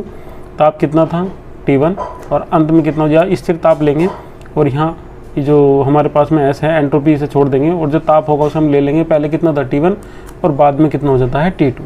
तो हमें इसकी एक समीकरण प्राप्त हो जाती कुछ इस टाइप से, वो हमारी हो जाती delta A equal to delta E minus delta T और एस, या एस डेल्टा टी, इस टाइप से हमारी बन जाती है। ठीक है, उसे भी हम यूज कर सकते थे। दूसरी बात हम करेंगे यहाँ मुक्त ऊर्जा की। तो जो मुक्त ऊर्जा होती है वो किसके बराबर होती है, G equal to H minus T S के, जहाँ एच बराबर क्या है, एंथैल्पी है, टी बराबर क्या है, ताप, एस बराबर क्या है, एंट्रोपी, और जी बराबर क्या है, मुक्त ऊर्जा। ठीक है, यहाँ हमसे दो ही पॉइंट पूछे हुए हैं, एक हम इसे कार्यफलन में समझा सकते हैं और दूसरा इसे हम काय में समझा सकते थे, मुक्त ऊर्जा में। ठीक है, ये दोनों के दोनों समीकरण ही थी हमारी इसमें। अब बात करेंगे इसमें निकाय की। ठीक है, तो निकाय किसी भी वातावरण का, या ऐसे कहिएगा कि प्रकृति का वह भाग है जिसे हम अभिक्रिया करने के लिए प्रयुक्त करते हैं या अभिक्रिया करने के लिए चयनित करते हैं। ठीक है, इसकी डेफिनेशन एक बार देख लेते हैं।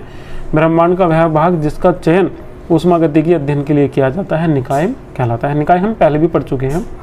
वह भाग, इस भाग पर ताप, दाब या अन्य कारकों के प्रभाव का अध्ययन किया जाता है। चलिए देखते हैं अगला क्वेश्चन, जो हमारा क्वेश्चन नंबर 2 है। क्वेश्चन नंबर 2 है, निम्नलिखित पर संक्षिप्त टिप्पणी लिखिए। उदासीनीकरण ऊष्मा, उत्पादन ऊष्मा, ये हम लास्ट ईयर के अपनी जो सेट है उसमें पढ़ चुके हैं। ठीक है, 2015 में और 2013 में। इन दोनों वीडियो का जो लिंक है वो आपको डिस्क्रिप्शन में मिल जाएगा। क्वेश्चन नंबर 3 की बात करते हैं, नष्ट ऊष्मा परिमेय की। तो याद रखिएगा ये क्वेश्चन हमारे सब इम्पोर्टेंट हैं। ठीक है, ये जितने भी क्वेश्चन हैं सारे हमारे कैसे हैं, इम्पोर्टेंट है, और ये जो हमें 3rd नंबर पे मिला हुआ है ये भी हमारा कैसा है, एक इम्पोर्टेंट ही क्वेश्चन है। ठीक है, अनइम्पोर्टेंट कोई सा भी नहीं है। हम सोचेंगे कि अनइम्पोर्टेंट है, नहीं, सारे के सारे ही हमारे कैसे हैं, ये इम्पोर्टेंट है। इनमें से कोई भी एक भी ऐसा नहीं है जो अनइम्पोर्टेंट हो। ठीक है, तो इसका भी ये क्वेश्चन भी हमारा रिपीटेशन का है, ये भी हमारा पहला आया हुआ है 2015 में, क्वेश्चन नंबर 3 है ये हमारा। फिर क्वेश्चन नंबर 4 की बात करेंगे, सेल स्थिरांकी और ओसवाल्ड के तनुत्व सिद्धांत की। तो ये भी हमारा पहला आया हुआ है 2013 में और 2015 में। फिर बात करेंगे क्वेश्चन नंबर 5 की, सेल का विद्युत वाहक बल तथा उसका मापन बताइए। ठीक है, तो ये भी हमारा आया हुआ है 2013 में, और ये था हमारा क्वेश्चन नंबर 7। तो याद रखिएगा क्वेश्चनों का रिपीटेशन हो रहा है। ये जितने भी क्वेश्चन आपको यहाँ रिपीटेशन में मिल रहे हैं, जो क्वेश्चन रिपीट होकर आ रहे हैं, ये सारे के सारे कैसे हैं, इंपॉर्टेंट हैं।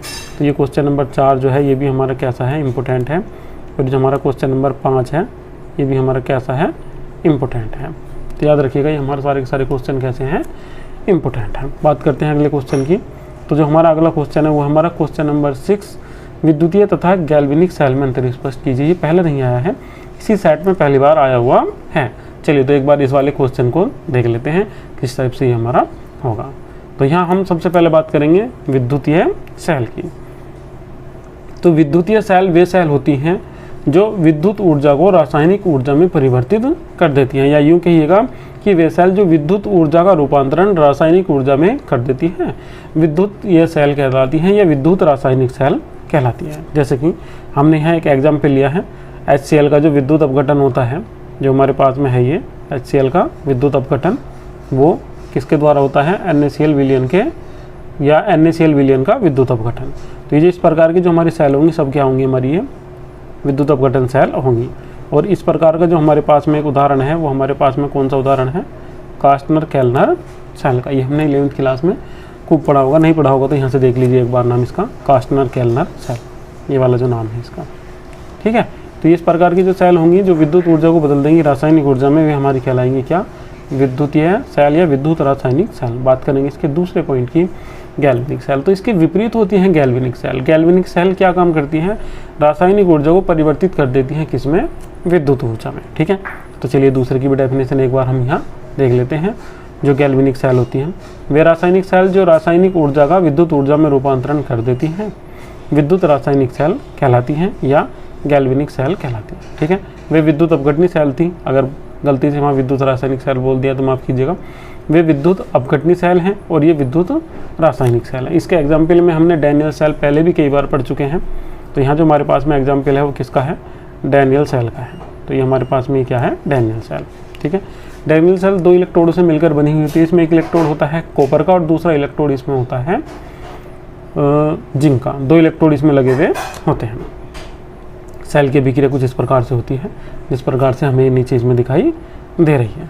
बात करेंगे अगले क्वेश्चन की। तो अगला क्वेश्चन जो हमारा क्वेश्चन नंबर 7 है, सेल स्थिरांक क्या है, कैसे निकाला जाता है। 2015 में भी आया हुआ है ये और 2013 में भी आया हुआ है और इम्पोर्टेंट है।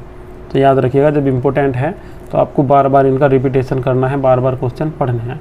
परावस्था तथा स्वतंत्रता की कोटि में अंतर स्पष्ट कीजिए। क्वेश्चन पहले भी पूछा हुआ है परावस्था और स्वतंत्रता की कोटि, मगर यहाँ अंतर पूछा हुआ है।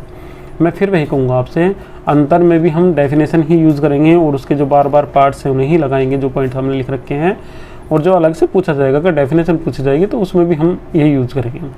चलिए परावस्था देखते हैं सबसे पहले क्या होता है। परावस्था का मतलब, अगर आप परावस्था को समझना चाहते हैं तो परावस्था बराबर होती है अवस्था के, सुदरूप परावस्था होता है। तो याद रखिएगा, परावस्था किसके बराबर होती है, परावस्था बराबर होती है किसके, अवस्था के। तो ये आपको समझ में आ गया होगा। ठीक है, परावस्था बराबर क्या होता है, अवस्था। तो मैं इसका अगर पै हटा दूंगा इस वाले का यहाँ से, तो ये क्या बन जाएगा हमारा, ये हमारा बन जाएगा अवस्था। ठीक है, तो हमें अवस्था बतानी होती है और आपको पता होगा कि अवस्था अधिकतर कितनी होती है, केवल 3 ही होती हैं। एक तो कैसी होती है, ठोस होती है, और ठोस के अलावा कौन सी होती है, द्रव होती है, द्रव के अलावा कौन सी होती है, गैस होती है। तो ये देखेंगे अवस्थाएं हमने ऐसी देखी हैं जो एक दूसरे में परस्पर मिश्रणीय नहीं होती हैं, जिन्हें हम भौतिक रूप से पृथक कर सकते हैं। तो वे हमारी क्या होती है, परावस्था होती है। ठीक है, तो इसमें हमने डेफिनेशन में कुछ इसी प्रकार से लिखा हुआ है। चलिए इसके अगले पॉइंट समझना शुरू करते हैं परावस्था के। जैसे कि फर्स्ट पॉइंट हमने समझा है इसका, जो विभिन्न गैसें होती हैं अगर वे एक दूसरे में परस्पर मिश्रणीय हैं तब उनकी परावस्था का मान कितना आएगा, 1 आएगा। ठीक है, पॉइंट नंबर 2 की बात करेंगे। अगर पूर्णतः मिश्रणीय हमने द्रव ले रखे हैं तो ऐसे द्रवों की भी जो परावस्था आएगी उसका मान भी कितना आएगा, 1 ही आएगा। ठीक है, जैसे जल तथा अल्कोहल का मिश्रण। अगले पॉइंट की बात करेंगे तो 2 अमिश्रणीय द्रव, ठीक है, 2 परावस्थाएं बनाते हैं जैसे कि जल तथा बेंजीन, क्योंकि वे एक दूसरे में मिश्रित नहीं होते हैं। पॉइंट नंबर 4 की बात करते हैं। किसी ठोस का जलीय विलयन केवल परावस्था दिखाता है, केवल एक ही परावस्था दिखाता है। क्यों, क्योंकि जो ठोस है वो जल में पूर्ण रूप से घुल जाएगा। अगर नहीं घुलेगा तो परावस्थाओं का मान कितना होगा, 2 होगा। अगर घुल जाता है तभी विलयन बनेगा। अगले पॉइंट की बात करेंगे। जमते हुए जल में 3 परावस्थाएं होती हैं, एक ठोस, एक द्रव और एक गैस, बर्फ, जल और वाष्प। कैल्शियम कार्बोनेट के विक्टर में 3 परावस्थाएं होती हैं, 2 ठोस होती हैं और एक कैसी होती है, गैस। 2 ठोस होती हैं, कैल्शियम कार्बोनेट और कैल्शियम ऑक्साइड, और एक गैस जो होती है वो होती है कार्बन डाइऑक्साइड। चलिए अगले पॉइंट की बात करेंगे। तो हमने यहाँ इसमें लास्ट में समझाया है कि जिस तंत्र की कोटि का मान क्रम से 0, 1, 2 होता है उन्हें क्रम से हम बोल देते हैं शून्यचर, द्विचर, एकचर। ठीक है, अगर 1 होगा तो एकचर, 2 होगा द्विचर, 3 होगा त्रिचर, कोई नहीं है, 0 है तो फिर शून्यचर। चलिए अगला पॉइंट समझना शुरू करते हैं, स्वतंत्रता की कोटि या फिर चर। ठीक है, ये स्वतंत्रता की जो कोटि होती है हमें ये देखना होता है कि जब हम कोई पदार्थ हमारे पास में साम्यावस्था में है तो वो कितने अभिकारकों से प्रभावित होता है। ठीक है, अगर वो केवल एक को परिवर्तित कर देने से उसकी साम्यावस्था हट जाती है, ये मानिएगा कि विलुप्त हो जाती है, तब उसकी स्वतंत्रता की कोटि का मान कितना आ जाएगा, 0 आ जाएगा। जैसे कि जल में परावस्थाओं का मान तो 3 होता है, मगर हम इसमें अगर ताप बढ़ा दें या दाब बढ़ा दें तो जो इसकी साम्यावस्था होती है वो फिनिश हो जाती है, विस्थापित हो जाती है, परिवर्तित हो जाती है। इस कंडीशन में क्या होता है कि इसकी जो हमारे पास में जो इसकी जो कोटि निकल कर आएगी उसका मान कितना हो जाता है, 0। क्यों, क्योंकि इसका एक फॉर्मूला होता है निकालने का। जब हम उस फॉर्मूले में मान रखेंगे तो हमारी जो स्वतंत्रता की कोटि है उसका मान कितना हो जाएगा, 0 हो जाएगा। ठीक है, इसके बाद में हमने यहाँ एक समीकरण बनाई है जल तंत्र के लिए, बर्फ, जल और वाष्प। उपरोक्त तीनों अवस्थाएं एक निश्चित ताप पर ही साम्य अवस्था में रहती हैं। ताप या दाब में से किसी एक में भी परिवर्तन करने पर जो इसकी साम्य अवस्था है वो समाप्त हो जाती है। अतः तंत्र की स्वतंत्रता की कोटि का मान कितना होता है, 0। ठीक है, फिर इसके बाद में हम बात करेंगे पॉइंट नंबर 2 की, जो हमने इसका दूसरा एग्जाम्पल समझाया है। संतृप्त सोडियम क्लोराइड विलयन के लिए। NaCl ठोस अवस्था में है, इसका हमने सॉल्यूशन बना लिया है। इसके बाद में क्या बन गया है, जल वाष्प बन गया है। उपरोक्त साम्य अवस्था को पूर्ण रूप से स्पष्ट करने के लिए केवल ताप की आवश्यकता होती है। शेष दोनों कारकों दाब व सांद्रता का इस पर कोई प्रभाव नहीं पड़ता है। अतः इस तंत्र की कोटि का मान 1 है या यह एक चर तंत्र है। ठीक है, चलिए अगले क्वेश्चन की बात करेंगे। तो अगला क्वेश्चन हमारे पास में है क्वेश्चन नंबर 9, और ये जो 9 क्वेश्चन है ये हम पहले ही पढ़ चुके हैं 2013 में क्वेश्चन नंबर 10 के रूप में। 10वें क्वेश्चन की बात करेंगे। किसी विद्युत अपघट्य पदार्थ के लिए तुल्यांक की चालकता तथा वियोजन की मात्रा में संबंध बताइए। तो अल्फा इक्वल टू होता है lambda V upon lambda infinity के, ये होता है इसमें संबंध। ठीक है, वीडियो अच्छी लगी है तो वीडियो को लाइक कीजिए, चैनल को सब्सक्राइब कीजिए और ज़्यादा से ज़्यादा वीडियो को हमारा क्वेश्चन नंबर 1 है उससे शुरू करते हैं। और याद रखिएगा इसमें अधिकतर क्वेश्चनों का रिपीटेशन हुआ हुआ है, क्वेश्चन बार बार इसमें आए हुए हैं। ठीक है, तो चलिए देखते हैं इसका क्वेश्चन नंबर 1 क्या है। तो क्वेश्चन नंबर 1 है निम्नलिखित पर संक्षिप्त टिप्पणी लिखिए। नंबर 1 है शैल स्थिरांक और नंबर 2 है आयनन की मात्रा। चलिए क्लियर करते हैं इस क्वेश्चन को। तो ये जो हमारा फर्स्ट पार्ट है इसका क्वेश्चन का, जो हमने अभी इसमें पढ़ा था, ये सेट 2013 में आया हुआ है, ये क्वेश्चन नंबर 5। ठीक है, और अगर हम बात करेंगे इसके पॉइंट 2 की, तो पॉइंट 2 में हमसे पूछा गया है आयनन की मात्रा।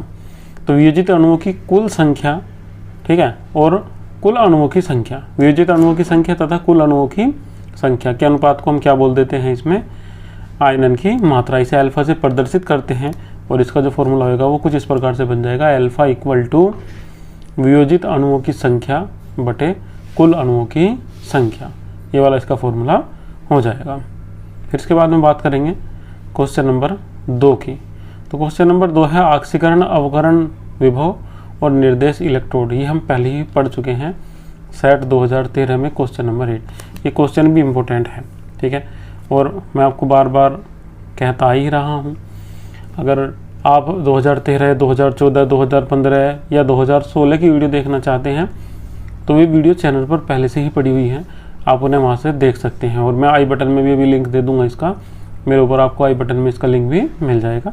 ठीक है, 2013 की वीडियो का। चलिए बात करते हैं क्वेश्चन नंबर 3 की। इसमें पूछा हुआ है निम्नलिखित पर संक्षिप्त टिप्पणी लिखिए। त्रिक बिंदु और संक्रमण बिंदु। ये त्रिक बिंदु और संक्रमण बिंदु भी हम पहले ही पढ़ चुके हैं सेट 2015 में क्वेश्चन नंबर 9। ठीक है, अगले क्वेश्चन की बात करेंगे। तो अगला जो क्वेश्चन है वो हमारा है क्वेश्चन नंबर 4। क्वेश्चन नंबर 4 में हमसे 2 पॉइंट अलग अलग पूछे हुए हैं, मुक्त ऊर्जा और कार्यफलन। एक बार हमसे पूछे हुए थे दोनों मिक्स करके एक साथ जोड़ रखे थे, इस बार अलग अलग पूछे हुए हैं मुक्त ऊर्जा और कार्यफलन। अब हम वही काम करेंगे जो मैंने आपको पहले बताया था। ठीक है, पहले तो ये देख लेंगे कि मुक्त ऊर्जा में और कार्यफलन में दोनों में सिमिलरिटीज़ क्या है, समानता क्या है। तो जो थ्योरी हमने लिखी हुई है ये दोनों के लिए कैसी आएगी, सेम आएगी। मुक्त ऊर्जा के लिए भी और कार्यफलन के लिए भी, दोनों के लिए जो थ्योरी है बिल्कुल कैसी है, सेम है। यदि किसी प्रक्रम के लिए एंट्रोपी परिवर्तन का मान 0 होता है तो वह साम्य अवस्था में है, और यदि एंट्रोपी परिवर्तन का मान धनात्मक होता है तो वह प्रक्रम स्वतः है, अपने आप ही हो रहा है। अतः किसी प्रक्रम के स्वतः परिवर्तित होने के बारे में पता लगाने के लिए हमें तंत्र तथा वातावरण के एंट्रोपी परिवर्तन का कुल योग पता होना चाहिए। ठीक है, परंतु यह सदैव सरल नहीं होता है, कठिन होता है। अतः एंट्रोपी परिवर्तन को निम्नलिखित 2 भागों में बांटा गया है, नंबर 1 मुक्त ऊर्जा और नंबर 2 कार्यफलन। ठीक है, ये दोनों ही हमें यहाँ इसमें डिस्कस करना है। अब बात करेंगे हम इसमें मुक्त ऊर्जा की। ठीक है, तो पहले कार्यफलन की बात करेंगे। तो कार्यफलन को निम्नलिखित समीकरण द्वारा व्यक्त किया जाता है, A = E - TS। अब हम यहाँ क्या काम करेंगे, पहले ये बता देंगे यहाँ E हमारा क्या है, E बराबर आंतरिक ऊर्जा है, T बराबर ताप है, S बराबर एंट्रोपी है और A बराबर हमारा यहाँ क्या है, कार्य फलन है। अब हम मान लेंगे कि ताप तो इसका स्थिर है, या ताप T पर जो इसमें हमारे सबसे पहले हमें ये दी हुई थी इसमें कार्यफलन। ठीक है, ये कितना हो जाता है A1, और आंतरिक ऊर्जा कितनी हो जाती है E1, ताप हो जाता है, ताप स्थिर कर रखा है हमने, और एंट्रोपी कितनी हो जाती है S1। तब एक नई समीकरण बन जाएगी A1 = E1 - TS1। ये समीकरण बन के हमारी आ जाएगी। अब हमने देखा कि ताप तो वही है मगर कार्य परिवर्तित हो गया है। ठीक है, और कितना हो गया है, ये कार्यफलन हो गया है A2, आंतरिक ऊर्जा हो गई है इसकी E2, और जो इसमें एंट्रोपी थी वो हो गई है इसमें S2। तो इस बार जो नई समीकरण बनेगी वो कुछ ये हो जाएगी, A2 equal to E2 minus TS2। अब हम क्या काम करेंगे, समीकरण 3 में से समीकरण 2 को घटा देंगे। तो घटाने पे समीकरण बन जाएगी हमारे पास में delta A equal to delta E minus T delta S। ये समीकरण हमारी यहाँ बन जाएगी। ठीक है, तो हम कार्यफलन में इस टाइप से लिख देंगे। और इसी प्रकार से बिल्कुल सेम हम लिख सकते हैं किसमें, मुक्त ऊर्जा में। यहाँ हमने केवल एक सीधी समीकरण बना के छोड़ रखी है, क्या कि G equal to H minus TS। और यहाँ H बराबर क्या है, एंथैल्पी है, T बराबर क्या है, ताप है, S बराबर एंट्रोपी, G बराबर मुक्त ऊर्जा। अब हम इस बार भी क्या करेंगे, ताप को स्थिर कर देंगे और हम इसमें मान लेंगे कि निश्चित ताप पर कभी मुक्त ऊर्जा कितनी थी, G1, तब एंथैल्पी कितनी थी, H1, और एंट्रोपी कितनी थी, S1। ठीक है, उसी ताप पर परिवर्तित होके G1 की जगह रख देंगे G2, H1 की जगह रख देंगे H2 और S की जगह रख देंगे S2। तब एक नई समीकरण बनकर आएगी, डेल्टा G इक्वल टू किसका आएगा, डेल्टा H के माइनस T डेल्टा S के। तो ये समीकरण भी हम बना लेंगे जैसे हमने पिछले वाले के लिए एक समीकरण बनाई थी, ठीक उसी प्रकार से। चलिए देखते हैं अगला क्वेश्चन। तो जो अगला क्वेश्चन है हमारे पास में वो है क्वेश्चन नंबर 5। समझिए कि CH3COON का जलीय विलयन एल्काइन, ठीक है, एल्केलाइन है ये, ठीक है, एल्काइन लिख रखा है, एल्केलाइन कहीं लिखा होगा, हाँ, एल्कलाइन मतलब क्षारीय होता है तथा NaCl का विलयन कैसा होता है, उदासीन। एक्सप्लेन करना है क्यों, ऐसा क्यों होता है। ठीक है, देखिए इसका एक कारण होता है, जब हम CH3COONA को, पेन का कलर बदल लेते हैं, CH3COONA की रिएक्शन कराएंगे किससे, जल से, या जल में इसे डिवाइड करेंगे तो ये ब्रेक हो जाएगा, काहे में, ये ब्रेक हो जाएगा CH3COOH में, और एक बन जाएगा हमारे यहाँ पास में इसमें NaOH। ठीक है, ये देखिए जो NaOH होता है ये होता है परबल क्षार, NaOH होता है परबल क्षार, और CH3COOH होता है दुर्बल क्षार, दुर्बल अम्ल। विलयन में उसका प्रभाव दिखाई देता है जो परबल होता है। तो विलयन में प्रभाव किसका दिखाई देगा, क्षार का दिखाई देगा। क्यों, क्योंकि क्षार कैसा है, परबल है। अब बात करेंगे किसकी, NaCl की। तो जब हम NaCl को जल में घोलते हैं तो NaCl की रिएक्शन करा के दिखा देंगे किससे, H2O से। तो जो सोल्यूशन बनता है हमें ब्राइन सोल्यूशन, वो हमारा होता है क्या, NaOH प्लस एक निकल कर आता है इसमें हमारे पास में HCl। तो याद रखिएगा ये भी परबल है, ये परबल क्षार है, ठीक है। और ये जो हमारे पास में HCl प्राप्त हुआ है ये हमारे पास में क्या है, परबल अम्ल है। एक परबल अम्ल है और दूसरा क्या है, परबल क्षार। दोनों के दोनों ही परबल हैं। तो यहाँ जो विलयन होगा वो कैसा हो जाएगा, उदासीन हो जाएगा। क्यों, क्योंकि दोनों की क्षमता कैसी है, बराबर है। इस कंडीशन में विलयन उदासीन होगा, और ये जो पहले वाली है इसमें कैसा हो जाएगा, क्षारीय। ठीक है, ये आपको अच्छे तरीके से समझ में आ गया होगा। चलिए एक बार इसका आंसर देख लेते हैं। हमने क्या लिखा हुआ है, हमने ये लिखा हुआ है, सोडियम एसीटेट एक ऐसा लवण है जो दुर्बल अम्ल तथा परबल बेस से मिलकर बना है। इसका जल अपघटन करने पर दुर्बल अम्ल तथा परबल क्षार प्राप्त होते हैं, जिस कारण विलयन में प्रभावी कौन है, परबल क्षार है। तो विलयन कैसा होगा, क्षारीय। NaCl की बात करेंगे तो NaCl परबल अम्ल और परबल क्षार के द्वारा बना हुआ लवण है। जब वो इसे हम जल में घोल देंगे तो इससे हमें प्राप्त क्या होंगे, परबल अम्ल और परबल क्षार ही प्राप्त होंगे, जो एक दूसरे के प्रभाव को क्या कर देंगे, समाप्त कर देंगे। ठीक है, जो एक दूसरे के प्रभाव को समाप्त कर देंगे। ठीक है, चलिए ये इसकी रिएक्शन है NaCl प्लस H2O वाली। इनके नाम भी लिख देंगे, सोडियम क्लोराइड जल, सोडियम हाइड्रोक्साइड और हाइड्रोक्लोरिक अम्ल। बात करेंगे अगले क्वेश्चन की। तो अगला क्वेश्चन है हमारे पास में क्वेश्चन नंबर 6। निम्न में से किन्हीं दो की व्याख्या कीजिए। परावस्था घटक स्वतंत्रता की कोटि। ये सब क्वेश्चन रिपीटेशन है, ये 2014 में आया हुआ है, क्वेश्चन नंबर 7 है। pH मान की गणना करेंगे तो क्वेश्चन 9 है, 2013 में आया हुआ है। क्वेश्चन नंबर 8 की बात करेंगे तो ये जो क्वेश्चन नंबर 8 है ये भी 2013 में आया हुआ है, नहीं ये 2013 में आया हुआ नहीं है, अभी तक किसी सेट में नहीं आया है। और इस टाइप के भी क्वेश्चन हमारे आ सकते हैं। ये क्वेश्चन भी हमारा कैसा है, इम्पोर्टेंट है। चलिए हमें सवाल में कुछ इसमें दिया हुआ था, इन्होंने हमें दे रखी थी विशिष्ट चालकता। विशिष्ट चालकता को काहे से डिनोटेड करते हैं, काफा से। ये किसका मान था, काफा का। ठीक है, ये n/50 दिया है इसने हमें करके। जब इसने हमें n/50 दिया है तो इसका मतलब क्या आ जाएगा, इसका मतलब आ जाएगा 50 लीटर। ठीक है, और यहाँ में सेंटीमीटर इनवर्स में दिया हुआ है तो लीटर को ml में चेंज करना पड़ेगा, तो हमें लिखना पड़ेगा यहाँ 50 गुना 10⁻³ मिलीलीटर, ml लिख दूँ। ठीक है, ठीक है। तुल्यांक की चालकता हमसे पूछी गई है, और तुल्यांक की चालकता किसके बराबर होती है? विशिष्ट चालकता गुना आयन जिसमें विलयन का 1 ग्राम तुल्यांक घुला हो, ठीक है, उसका आयतन। ठीक है, आयन जिसमें विलयन का 1 ग्राम तुल्यांक घुला हो, ये क्या है हमारे पास में? ये आयतन है, वह आयतन। ठीक है, अब हम क्या काम करेंगे? विशिष्ट चालकता रखेंगे और जो हमारे पास में आयतन था उसकी गुणा कर देंगे, तो ये हमारे पास में निकल के चली आएगी क्या? इसकी तुल्यांक की चालकता। चलिए बात करते हैं क्वेश्चन नंबर 9 की। क्वेश्चन नंबर 9 है गैस की मानक एंट्रोपी की गणना कीजिए। ये क्वेश्चन इंपॉर्टेंट है, कई बार आया हुआ है।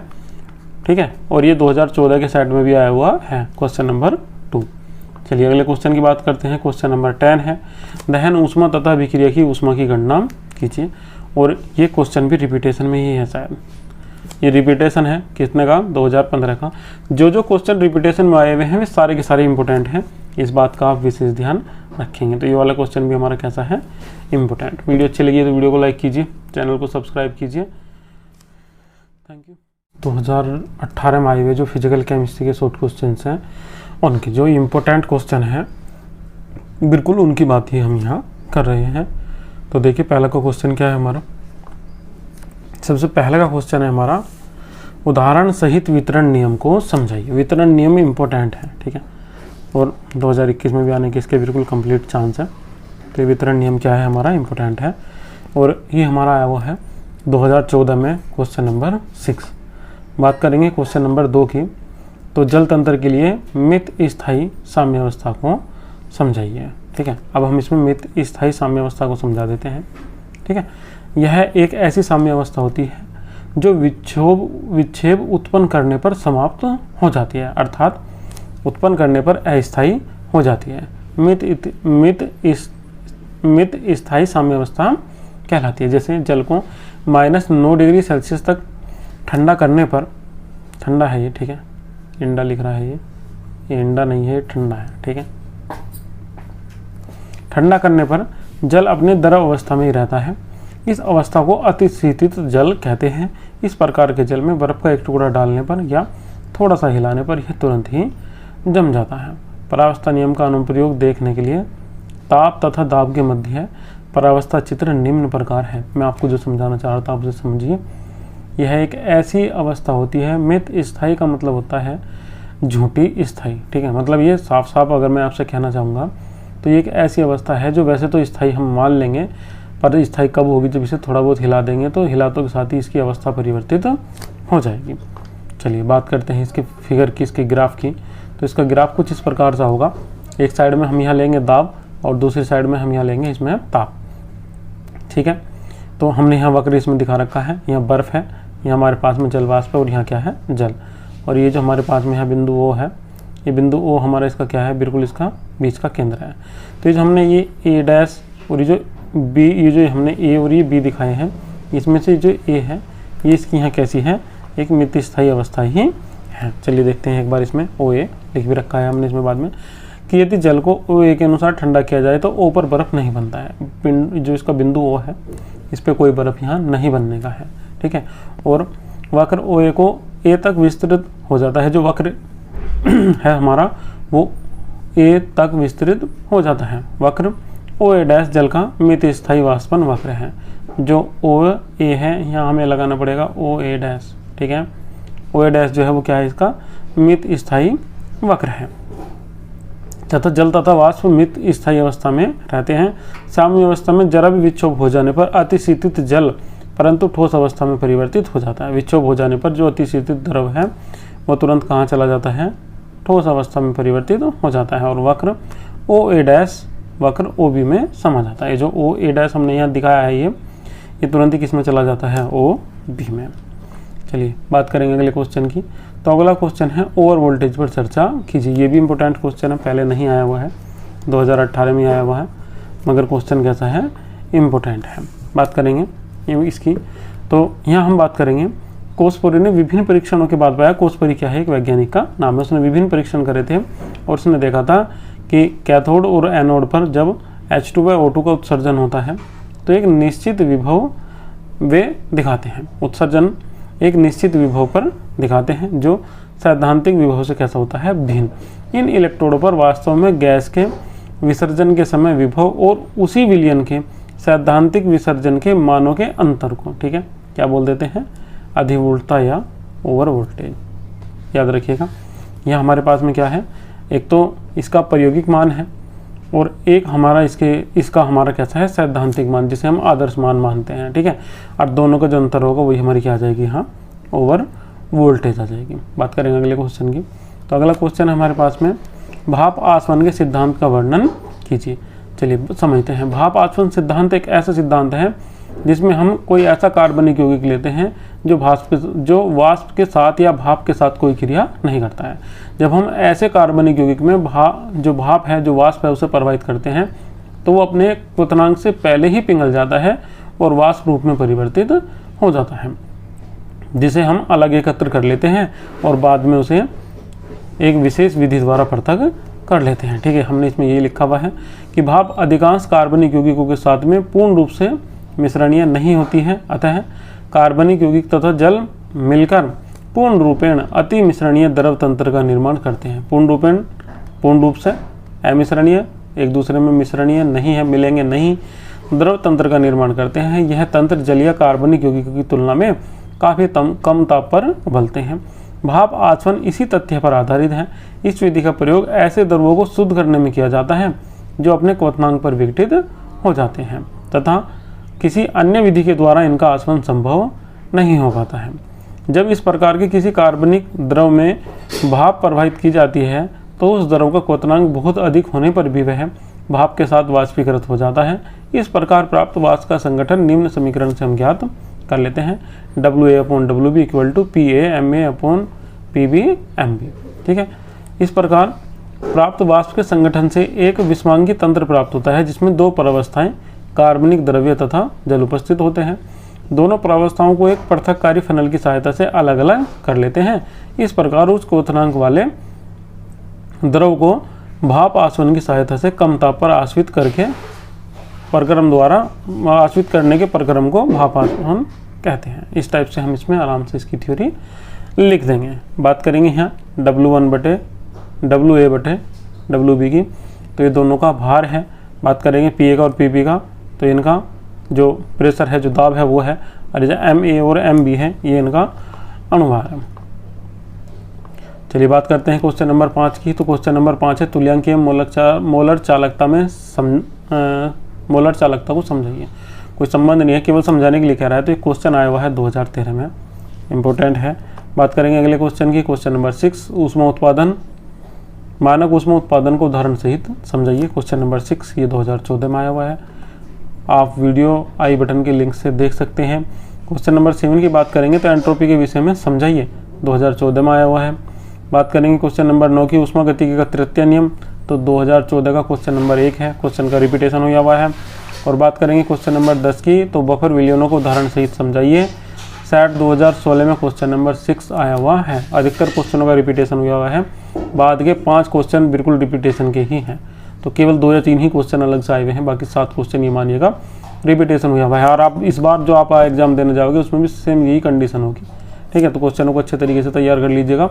और अगर आपने पहली वीडियो नहीं देखी है 2014, 2015, 2016, 2017 की, तो उन वीडियो को भी देख लीजिए। अगर आप कंप्लीट वीडियो देख लेते हैं तो आप 10 के 10 क्वेश्चन करने में सक्षम हो जाएंगे। वीडियो अच्छी लगी तो वीडियो को लाइक कीजिए, चैनल को सब्सक्राइब। 2019 के सेट की वीडियो है, इसके बाद में और हमारे कोई शॉर्ट क्वेश्चन नहीं बचेंगे।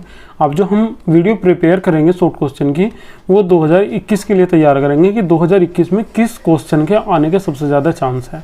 वो वीडियो भी आपको कल मिल जाएगी। तो चलिए शुरू करते हैं। 2019 में आए हुए वे मोस्ट इंपॉर्टेंट क्वेश्चन जो हमें इस बार तैयार करने हैं, ठीक है। तो चलिए हमारा जो पहला का क्वेश्चन है उसे देखते हैं।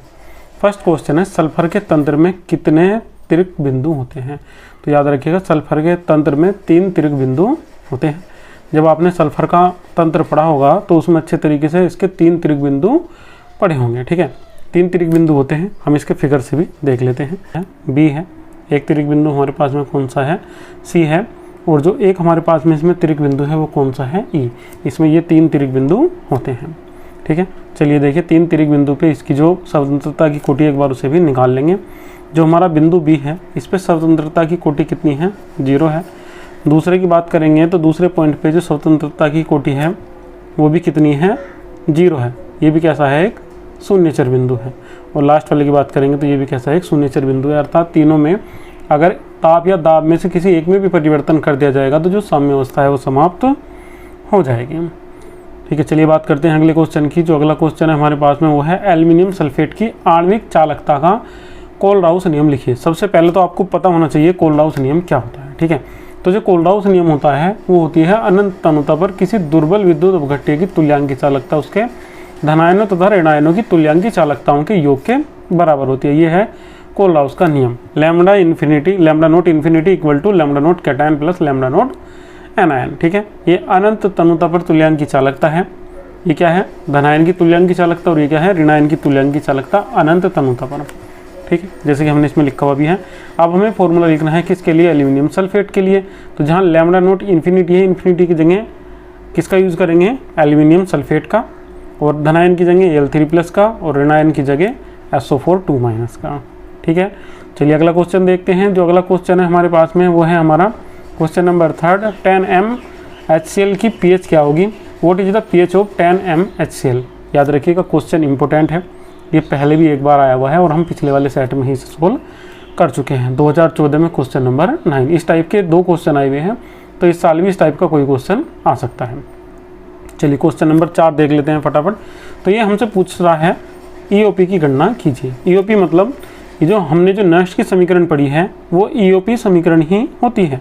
ठीक है, बस टेम्परेचर हमारा कितना हो जाना चाहिए, टेम्परेचर हमारा हो जाना चाहिए केवल 25 डिग्री सेल्सियस। ठीक है, चलिए देखते हैं इसे। तो यहाँ जो हम इसके आंसर की बात करेंगे तो यहाँ इसका आंसर हम उसी टाइप से देंगे, नेक्स्ट समीकरण से करते हैं। नेक्स्ट समीकरण होती है E = E0